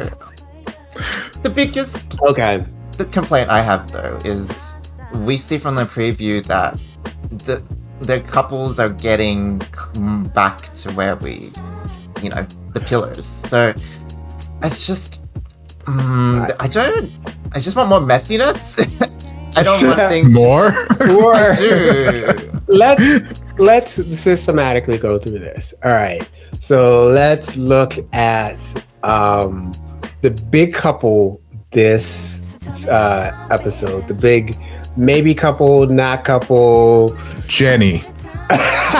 What happened there? We didn't follow up. We're gonna circle back to that one.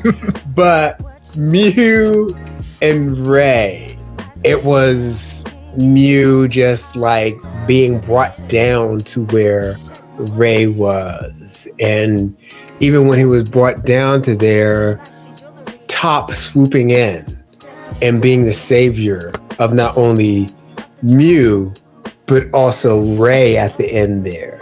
So any thoughts on that? I just think it's annoying. Like, if anybody had money to bribe the cops and are used to it, they could have. But Top is the one who has the resources and the access to, so he looks like the hero of that situation. And Top is also taking care of it. It's just like, yeah, alright, fine, you're a good guy, like, whatever. Like, Top, I don't know. Top's actions from Mew are nice, but Top as a person, we don't know enough about to make a judgment on his character.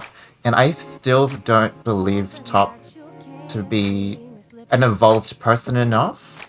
Like, I don't feel like the amendments he's made to his personality justify him getting back with Mew or justify us rooting for them. I don't want to just root for them because he's not Ray. Like, it's just we're setting up things on purpose, so Top and Mew, Ray and Sand, maybe Nick and Boston happen. So I don't know. Whatever. I think it's a mess. I think it's one big ass mess. And I feel like this episode brought out so many ugly side to the character, which is fine. That's human nature. We're not all sunshine and roses. Some of us got some ugly sides to us when you piss us off or what. Like, I get it. But like, there's so many just like disturbing little peeks into like their mental state. Like when Ray came up and like started cock blocking Sand, and he's like, "Hey, you're my man. I can have as much feelings for as many people as I want. And you know, you be honest, you like me. You can't just walk away from me, this, that, the other." I'm like, where the fuck did this abuser come from? Where did this possessive shit come from? Hold on, Ray. Hold up. Because now we cross into all other kinds of territory. Before you had this addiction problem and you can't really see that you need help. You think you're fine. You've got this under control. Fine, whatever. I can let that be its own issue. But now we got this over here compounded onto it. It's like, where did this person come from? Because I can't necessarily blame this on drugs or addiction or whatever. This is a whole separate character issue that we got to deal with. Like, who the fuck are you to come into my personal life? You already said no. You said no to me. You made it very clear I was not the one you want. And I was very proud of Sand in the early parts of the episode for holding his ground and being like, why don't you go find Mew? You chose Mew. You can be happy with Mew. Oh, I want to spend time with you. You make me happy. Well, you can be happy with Mew. Who knows? Maybe you'll be even happier with him. I was so proud of Sand for standing that ground in the early parts of the episode. Because I'm like, yes, protect your feelings. Do what is best for you. This person has shown his ass time and time again. It's proven at any chance he gets, he has proven that you are not his number one. You will always be his number one for the reasons that he has, and that's fine. That's life, but he's proven it to you. So yes, take the hint and walk away. So I was proud of him in that instance, but I'm like, who the hell are you to come up in my relationship when you've already made your choice? You made your choice, and now all of a sudden you're God's gift to every man, and I can have whoever I want, and I can have feelings for as many men as I want. Did you discuss this with me? Was this part of your relation? Did y'all all of a sudden enter into some sort of open relationship off screen that we did not know about? Because granted, yes, Mew has changed a lot in the last episode and a half, but the Mew we knew throughout this entire series, I don't necessarily see him as anything but a monogamous minded person. And there's nothing wrong with having open relationships. There's nothing wrong with being in polyamorous relationships or anything like that. There's nothing wrong with it as long as all the parties are consenting and they're all on the same page. So I don't see Mew as the type to just, yes, he is changing everything about himself and this, that, the other, and he wants to try everything new. But still, I don't necessarily see him as the type to like, yeah, we're just going to be in this open relationship. Yeah. Like, granted, he doesn't want to be in this relationship with Ray to begin with, so it might as well be open. But like, was this something you discussed? Are you assuming that Mew is going to be okay with this open relationship all of a sudden, even though this whole time you've been nothing but dedicated to Mew and you've wanted nothing but Mew and his happiness? He's your one and only. Now all of a sudden, because my eyes aren't on you, you're exploring this whole like, girl.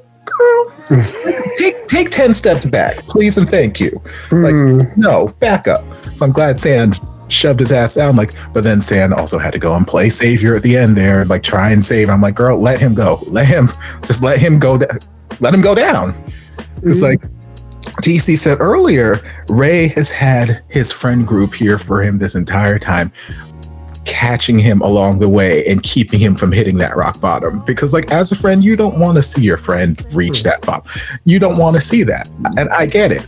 But he's had so many people just continue to catch him, and he's like, well, someone's always going to be there to catch me, so I'm gonna just keep on falling, you know. And he's never going to hit that rock bottom, but Ray needs to hit rock bottom. I don't want to see it, but he needs it, because that is the only thing that will potentially have some sort of lasting impression on him to get him to really look at himself, reflect, and change. Because all the fancy speeches, all the heartfelt speeches in the world, this, that, the other, it's not doing shit. We've had enough people have heartfelt speeches and talks and this, that, the other with him, whether it's Sand having heart-to-hearts, whether it's Mew having heart-to-hearts, whether it's Chum trying to reach out, like whatever, it doesn't matter. Heart-to-hearts and conversations are not working for him. He needs to hit that rock bottom. So I wish that Top did not step in and I wanted the cops to take him. I'm like, let them arrest him. Let them throw him in jail. He might need to spend a night or two in jail. He might need, like, I don't wish these bad things upon anybody, but he needs to reap the consequences of his actions. He keeps having people bail him out and he's not taking accountability for the action. I think that's a very common thread throughout this. Maybe that's why this friend group is a friend group, because none of them can take accountability for their actions. They just keep pushing stuff off to this person or this excuse. Nobody wants to be accountable for anything. That is the glue that binds this friend group together. So I would have loved for Ray to have just gotten arrested, go to jail, spend the next 2 episodes locked up in prison or whatever, deal with the consequences of his actions, because he's not going to change. He's not going to change. Oh Lord. And Mew, I don't know. Mew's going through shit. He going through stuff, and I feel like the only time we really got to see him just be honest with himself was when he was drunk out of his mind, laying on the floor, and he's like, why are you such an asshole? And like at that point, I felt like just the look in his eyes told me that is Mew. That's Mew right there. Everything else I've seen this entire episode, that's Mew acting up or lashing out, blah, blah, blah. That right there, in that moment, even though he's drunk off his ass, that is Mew right there. That is we need to have a conversation right now. This is the person we need to have a conversation right now before he passes out. Start talking to him, Top. This is the person that you need to have this is the person you need to reach out to and try and make amends with. I don't need them to make up and get back together, being a couple. I don't need that. But Mew needs closure. He needs to move on from this hurt and pain, and right now he's just not letting himself do it. He's not letting himself do it. So he got things he got to go through. That baby. How far are we in the messy Sunday? Have we gotten to the well? We got past the cherry. The cherry's gone. Obviously. Right. You lost his glasses. That cherry's gone. We got past the whipped cream. We got past the nuts. We're I think we're like into like the scoop of ice cream. We haven't gotten down to the banana or any of that, nice gushy, gooey deliciousness all over the banana. But we're in the ice cream now.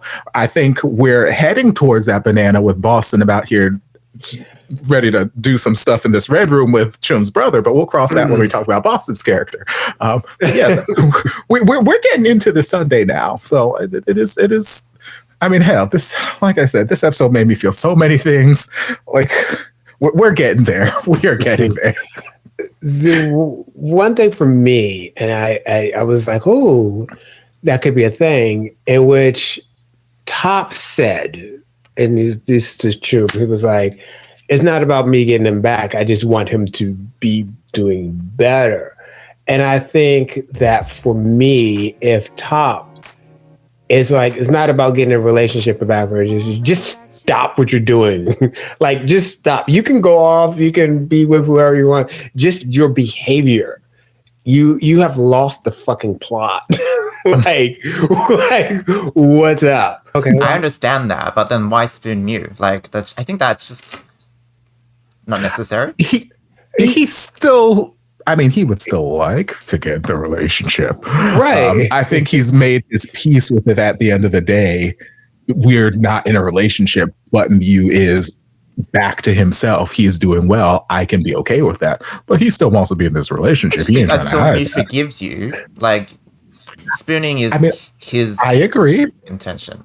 The other thing I wanted to pick up on is the reason I rooted for Mew and Ray is because I thought the attraction was genuine in the case that Mew was there for Ray in a really dark moment, and I think that is a very genuine thing. I feel like in the layers of Ray, I do feel bad for where his pain is coming from, but the moment he was talking to Sand the way he was. It was very definitely controlling, but also like egotistical in the sense that, you know, he's saying, I have power over you. Like, you can't resist me.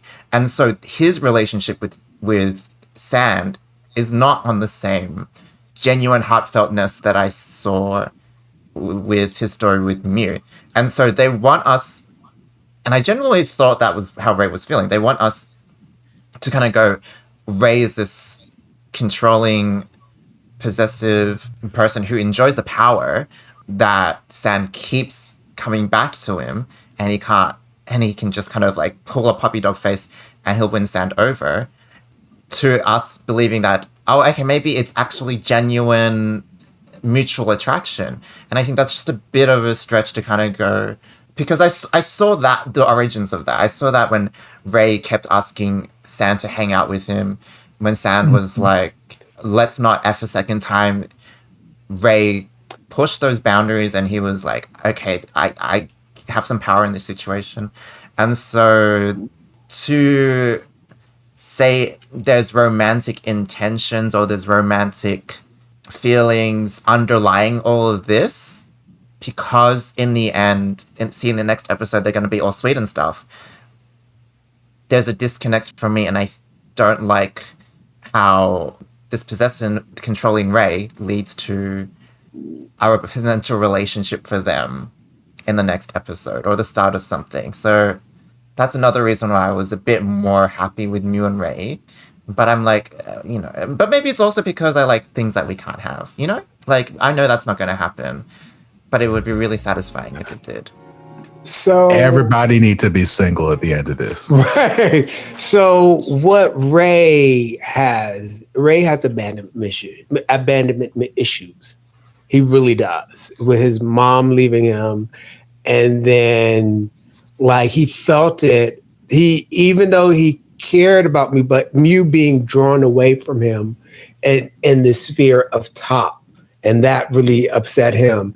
And now Sand slowly going away, that upsets him. And so he was trying to bring him back in order. Those are his abandonment issues. Still having to, everything comes back to his mom. Still dealing with that issue. And if he deals with that, and it's very also, I thought about this book, and it's a great book talking about its attachment styles, called Polysecure, which is also about polyamory and things like that. But it's a very interesting book for people to see about attachment styles and just a different way to focus and frame stuff.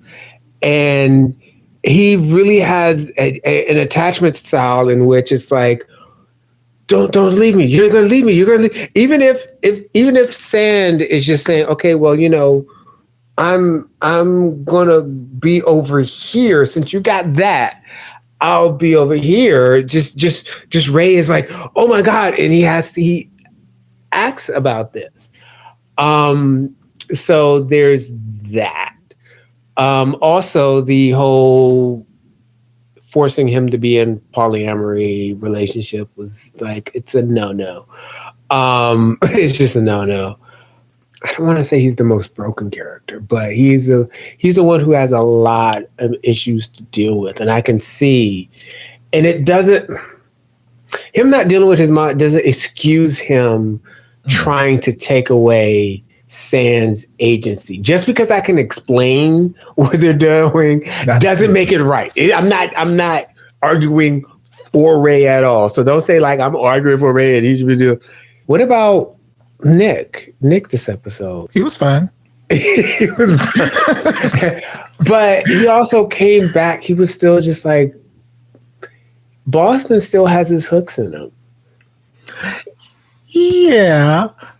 Because like the only real things we saw from him in this episode were the interview towards the beginning and then him at the party. And like at the interview, it was like a preview of things to come. Like, yes, he's going to be having all this time where he's going to be working, and hopefully that'll be a distraction where he won't have to think about Boston, but also he's potentially going to be sleeping with this new boss guy, or this boss guy's going to try and lick his ass or something in the middle of the workroom or, you know, whatever. So that's a whole potential storyline that's coming up. But then, he's still coming off of like the last couple episodes. You don't just stop being in love with Boston. Obviously, if he could, he would have done that episodes ago. But like, he still has it out for Boston. He still wants Boston to, even if he is certain at this point that he and Boston are not going to work in a relationship, I think he still wants to just have Boston in his life in some sense. So he's like, I want to try and make amends so that we can still be friends. And maybe one day I can work up that friends to a friends with benefits again. I can get that gook and, whatever. We'll see what happens. But he's still, those habits don't die that easily. He's still hung up on Boston. I don't know what it's going to take for him to finally catch the hint. And I don't know how many times he's got to get his feelings hurt, or how many scenarios he's got to make up in his head, or not even make up in his head, how many scenarios he's got to have video recorded or audio recorded before he's like, hey, Boston just really is not the one for me. I don't know. But hopefully that day will come sometime soon. Yeah, but he was fine. I didn't have any major issues with him this episode. He didn't get on my nerves. That was all new. What about you?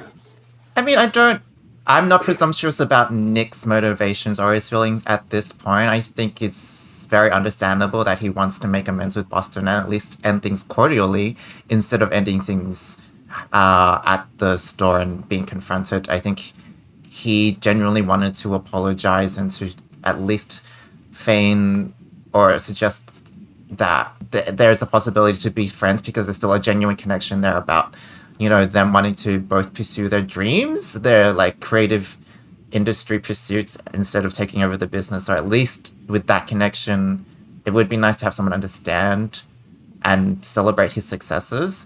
I do think there's a potential for that Nick to have like a gradual decline in feelings for Boston and to just want a friendship, and I would be very happy because I think it's very plausible for him to kind of just realize, okay, there's no hope or future anymore in that scenario, or at least a new future. So if that's how it is, good. If Nick continues having feelings for Boston and tries again, I wouldn't be surprised, but I would be disappointed. So I think there's a possibility for either scenario, and I would be happier if Nick just moved on, which I think he's capable of.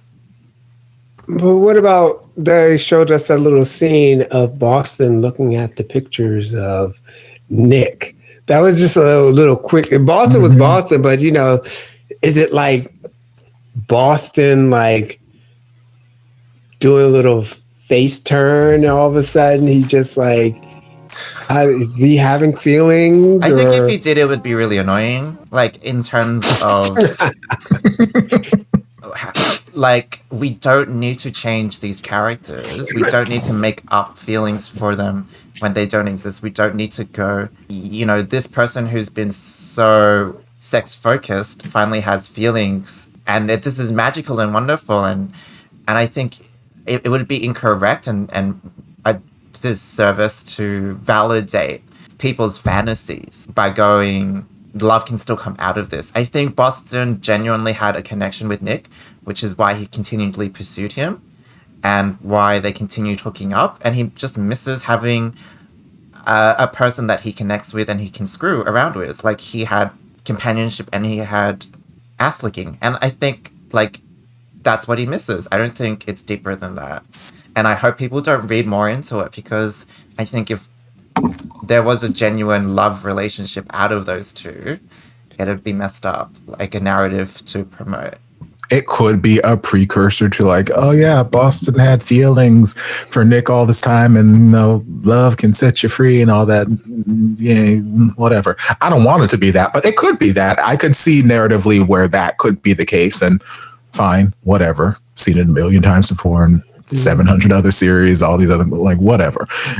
But for me, I like to see it as like, even though Boston may not have loved Nick, I think that he trusted Nick And it was definitely a betrayal of trust. It hurts to be betrayed. So I think he genuinely liked Nick as a person. I won't say go as far as to say he loved Nick and he wanted to be in this big romantic relationship, but I think he genuinely liked Nick. He trusted Nick.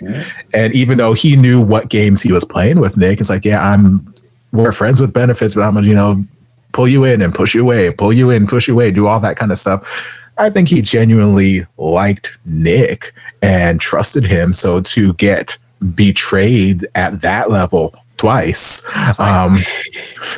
because there was the recording that he called him out for, and then he's like, also, you told Mew about this recording, this video that this other asshole took, which I don't know that was confirmed last episode that Mew told. I don't think Mew actually told him that. He was just like, don't worry how I got this here. Right. But then how else would he know? Like, I think it makes sense. Right. So I mean, it makes sense. He can connect the dots, but I'm like, maybe let's not accuse him for things you don't actually have proof on. But I think getting hurt twice by someone that you trusted and similar to Mew, I was going to say similar to Mew feeling so betrayed by Boston because, he trusted Boston and he felt so close to Boston. I'm like, I don't really see that in your friendship, but whatever. But that sort of thing where it's like, I felt a real connection friendship wise with this guy. I trusted him. I believed him and he betrayed me. Like, this fucking sucks. I already got trust issues. I already got all kinds of other issues that I'm dealing with. And now that's just kind of reinforcing these trust issues I have. So I don't know that we're going to go down a love storyline with them. I would love us not to. I would find it more interesting if we left. Not saying that we have to leave Boston as this character and just, don't involve him or anything like that. But not everyone is meant to change. Or, not everyone makes these big, grand life changes at the same time. Maybe this 12 episode period of time is not Boston's time to change. Maybe he changes in season 4. Not that we don't have a season 4, but like, not everybody in the real world, all their changes just line up one after the other, after episode. Some people just don't change ever. Some people change years down the line. So I think it would be very interesting and kind of realistic if Boston just was this Boston character. Like, hey, this is who I am. At this point, he don't need a redemption arc. You can still flesh out his character more and give me more information about him. I would love to fill in some more of these pieces. I still want to have some more interactions with him and his fine ass political daddy. And I still want, there's lots of things I would love to explore. What's his relationship like with his mom? Why have I never heard or seen about her outside of that one little comment his dad made about him moving to America? Like, there's lots of things that we could dive in with Boston, but I don't think that he needs love saved his life and gave him a new perspective storyline. I don't. I find it more interesting if he just does not have. We got enough of those being rammed down our throats right now. Well, it'd be awesome for me that if they're going to do the redemption arc, one of the things, to pick up on what you said earlier, even though Nick betrayed his trust, he needs to take some responsibility for all of the shit that he did. Oh my goodness, you told him, even though I shouldn't have been fucking him, and even though I shouldn't have been doing these things. I think that especially one of the reasons he has trust issues is because he's doing dirty. He's doing a lot of things. Like, if you weren't, some of those trust issues, okay, sure, Sam has abandonment issues and stuff like that, but he's not actually pushing anyone away. He's not. He's the reason why people have trust issues. You are the trust issue. Right. And I think it would be like if he just says, okay, well, we're going to have a relationship and I accept your apology, Nick. No. No, like that's not going any good. It doesn't look like he's changing right quick because Adam is still the same way. That little extra thing that happened. I mean, What were Adam you gonna might be say? his catalyst for growth, but for Boston to me is relatively harmless and compared to the rest of the casts in my eyes. I was thinking the same thing. Like, y'all remember back in episode like 3 or 4 when Boston and Top were the biggest villains in the world? What happened? Where'd that go? It's just They are harmless right now. right on the scale of morality or harmful things they've done. Like Boston is not on the top. I mean, drunk driving is pretty low, and then for me, Boston just needs maturity.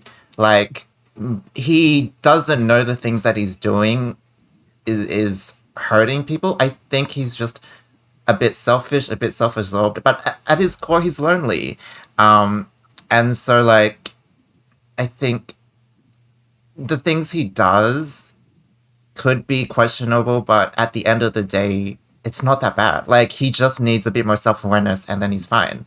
I don't really antagonize him a lot at this point. He just needs to, figure out that hurting people is bad, and that's all. I think drunk driving is actually kind of high because drunk driving, you can get other people. No, that's hurt. what I meant. A low or high on I was going to say, I think that's when you said it, both DC and I were like, What? but then you kept talking. I think. I was like, okay, it was just I was like, drunk driving. I can't do idioms right. I can't do scale ends right. Like, so you know, like cheating with your friend's boyfriend, pretty bad, but not as bad as drunk driving.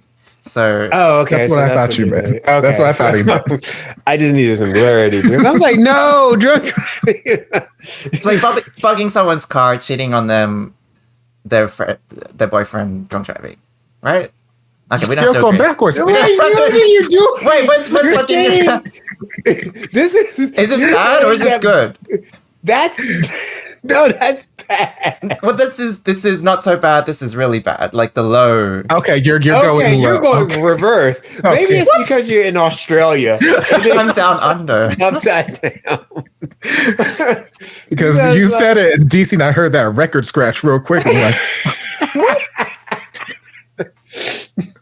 okay. Yes. Okay. I got you. All right. We're on the same page. But even if he does sleep with Adam, like I don't think it's Adam's choice. No, it is very much Adam's choice because Boston even said, hey, I think you should just go back home, blah, blah, blah. And Adam's like, I'll let you put it anywhere. And I'm like, oh, okay. Well, you speak in Boston's language now. So Boston's like, all right, well, let's go. Let's go. So Boston was trying, at least. He was like, hey, your sister said to stay away from me. So I don't want your sister to chew me out anymore. They've already made me into this villain this whole damn night. So it's an honor also to be someone's queer awakening or their queer. No?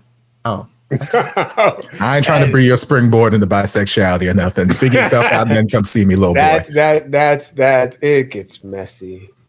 Oh, okay. I'm not okay. No, I mean maybe for you, but this experience. Yeah, any thoughts about that the post part, Topher, about him going home with Boston?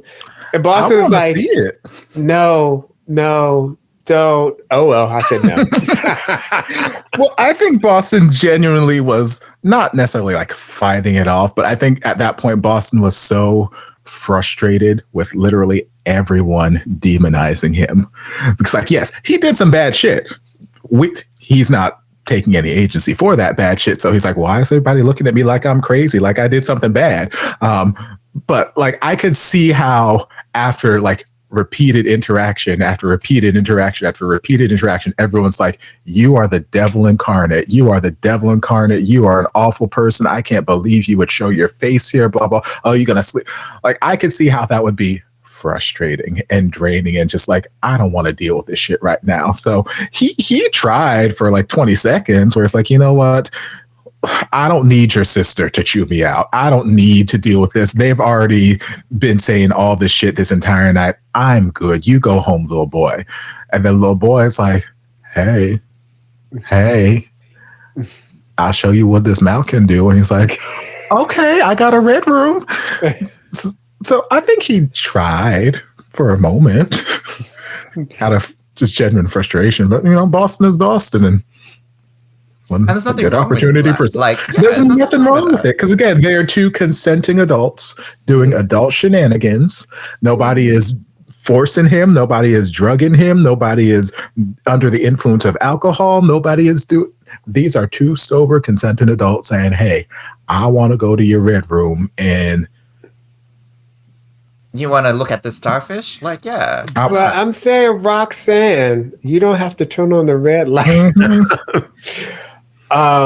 Okay, so how you feel about the lesbians in June this episode? She was, I guess there was a return to her, especially at the beginning of the series, trying to put out the fires and trying to. It was like actually everything's great, and then she was trying to put out the fires. Then she was like, fuck it, let the world burn. Fuck it, let everything.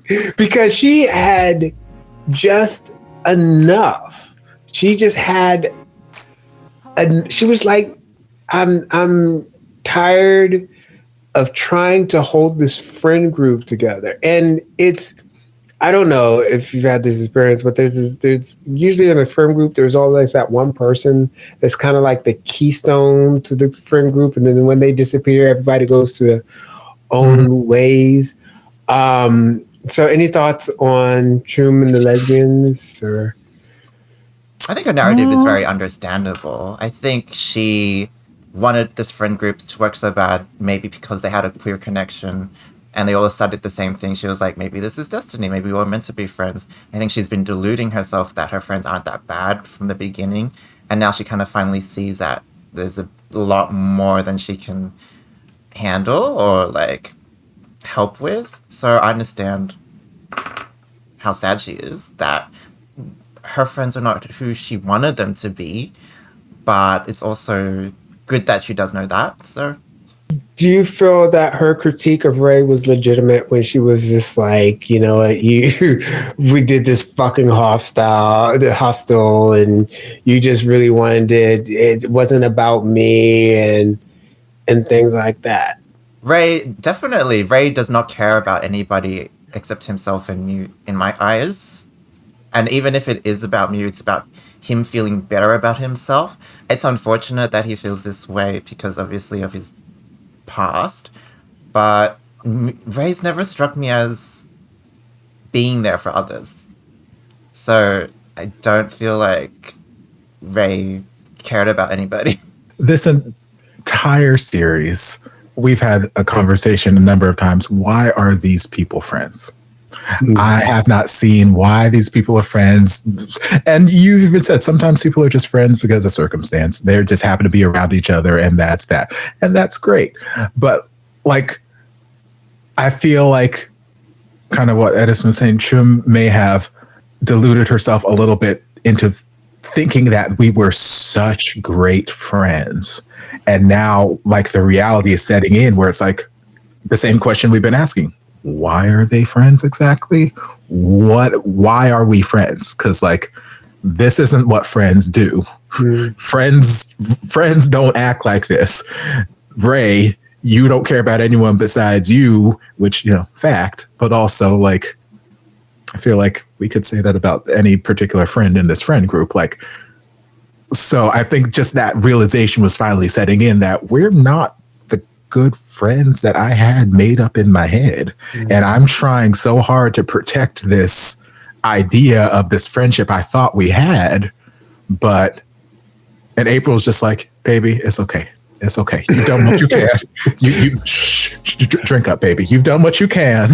Just let the chips fall where they may. And this may be the lesson they need to learn. It's okay, baby girl. It's okay. I got you.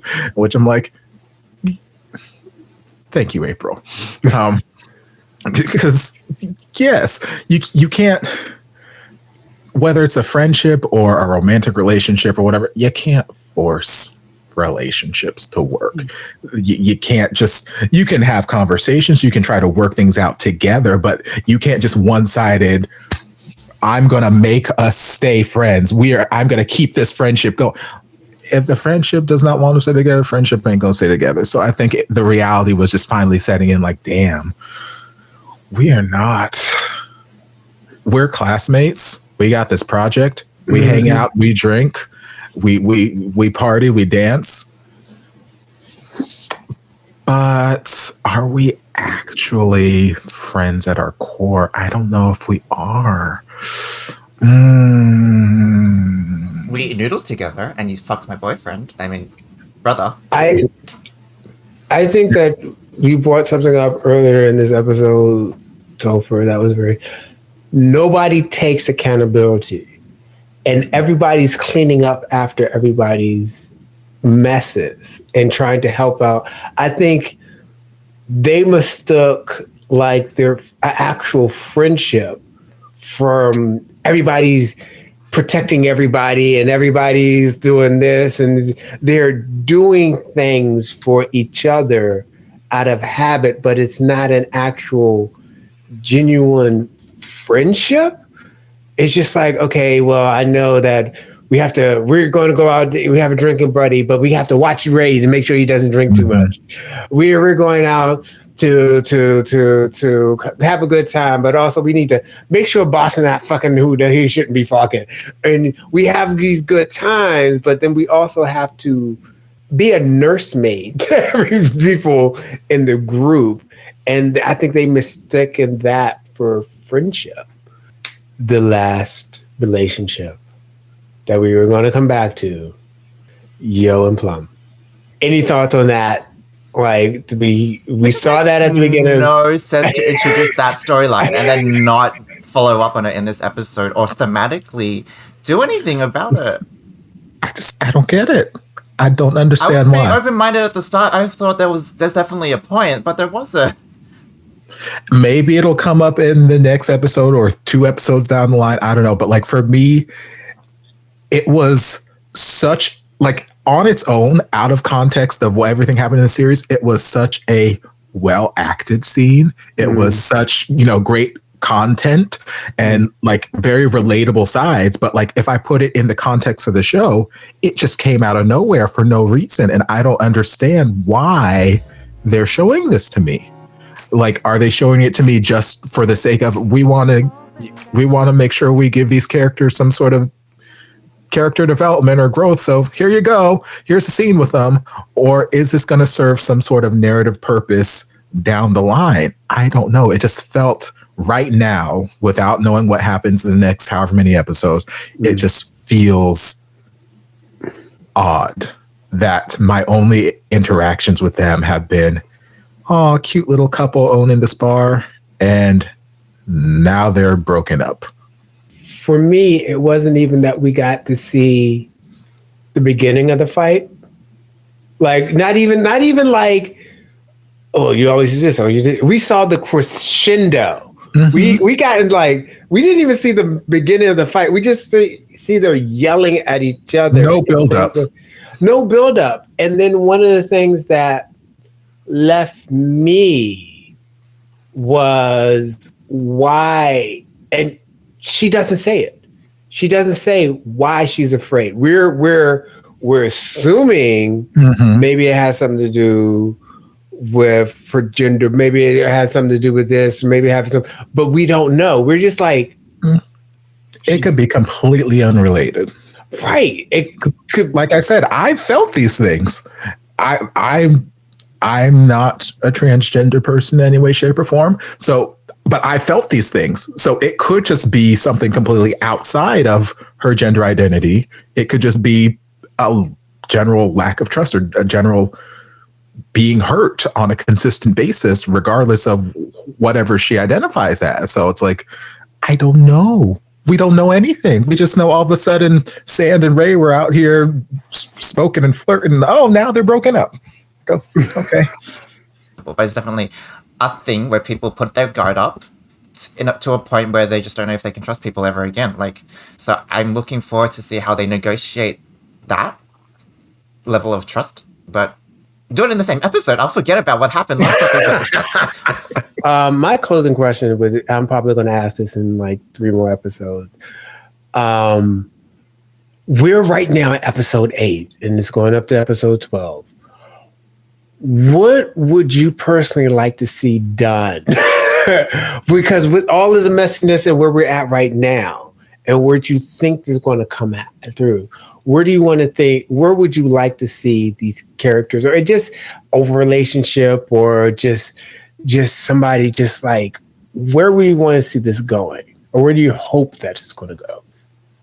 I am hoping for an abundance of ass licking. You can have your cake and lick it too. So it's not my cake I'm worried about. It's their cake. I want them to have all the cake in the world, and I want to be here to watch. No, I've said it a dozen times at this point. I don't need any of them to end up together in a romantic relationship. I will be perfectly content if none of them end up in a happy relationship with one another by the end of the series. I would like to see them on, even if they haven't resolved issues, just on a path of like realization, like, hey, this is the problem I need to fix. Ray, maybe he'll hit rock bottom at some point. Maybe he won't. Maybe he'll still be playing these same games by the time episode 12 rolls around. I don't know. But I would love for him to just be conscious of the fact that he has these issues, because he is just sailing through life, ignoring all of these issues that he has, and just, someone's going to clean up my mess, whether it's Sam taking care of me, or my dad paying off the cops, or now Top out here bribing the cops with a bag of drugs bigger than my head, or like whatever it is. Like, there's always someone who's going to be here to, pick up my mess whenever I make one. So I'm just going to keep making it. Like, I would love for him to take some accountability and be like, hey, what I'm doing is not healthy for me, and I need to make some sort of change. I'd love it if Nick never saw Boston again. I'm fine with Boston staying Boston. Yes, it'd be nice if he had some magic character change and all of a sudden he was Mother Teresa or something, but like, I don't need Boston to change. Boston is fine. He's problematic, but But the whatever. wisdom He's comes with age. Like, they're at the stage in their life. And yeah, they're babies. They're fetuses. It's fine. They're still fetuses out here drinking and drugging and doing all whatever. So they still got things to learn. Mew, I don't need him to get back with Top. I don't. As much as they keep trying to ram this relationship down my throat and show me all these cute little moments, I get it that Top cares. I will make my peace with that. Top genuinely cares about Mew. Top genuinely did not want to hurt Mew when he did what he did with Boston. That was before his feelings were this deep, and now his feelings are this deep, but he can't take back what he did. He could have had an open and honest conversation before it all came out, but that's neither here nor there at this point. Right. But I don't need them to get back together. I don't need that. I'd be perfectly fine if Mew just chilled the fuck out and was like, hey, I'm going to undo my LASIK, get my glasses, go back to reading my books and just do my studies and live my life, like the Mew that he was. And yeah, so I don't need a happy relationship ending for any of these people. Sand, I need him to just, I worry about him now. I need him to start to resist the pull of Ray a little bit stronger, but I don't know that he will. I think I've been talking about it throughout the series, but I'm looking for both subversiveness of the BL genre and a bit of a realistic take on the storyline, instead of us progressing to a happy ending for everybody where they're all in love. I hope it deconstructs the relationship a bit. I hope it ends a bit more poignantly, like, say, a Moonlight Chicken atmosphere. Like, we're kind of like, this is life, it goes on. Not everything is magnificent and healed, but we're on a journey of some sorts. So I just hope there's a grander narrative about what it means to be queer, what it means to go through life. A bit more sex wouldn't hurt, but then also it's been 2 episodes, I haven't seen anything. But I think also the same director who did The Warp Effect, I just don't want to see that repeated. The ending needs to feel appropriate. At this point in the series, I'm not satisfied. The messiness peaked, and now we're kind of going back, I don't think we went deep enough. I want us to go deeper. So what you're saying is you hate the show. You guys heard it here first. Edison Right. said You got here first. Edison hates this show. It would be great if it's like, okay, this is college and this is what happens after the college and this is we're going to go forward in our lives. You don't have to like find the love of your life in college and then for the rest of your life just doing it. So yeah, it's just the side characters, the rest of the characters. I want some accountability, but accountability, just because you take accountability doesn't mean that everything's going to turn out great. No. It just means you take accountability. You're a better person. And so, yeah. Happy birthday. So we're gonna bring everything for an end. So and it just if you like what you saw, go ahead and give us a follow here and subscribe, and then see us next week. Also, follow Topher because he's great, grand, and groovy. And put happy birthday DC down in the comment section. So put it in a separate comment. Don't do it because I don't read your comments. But read the comments. You have to tweet at Femmes React. I'll take screenshots. I don't read the comments. Tweet and so, but make your normal comment and then also make a separate comment saying happy birthday DC. We love the engagement. Don't do any of that. Don't listen to those people. Follow them, but don't listen to them. So everybody's socials are down below. Just subscribe to the channel. Also subscribe to Topher, and then also follow us over on Twitter and things like that. But and that's it till next week. So, thanks for watching. Thanks for looking. See ya. Bye.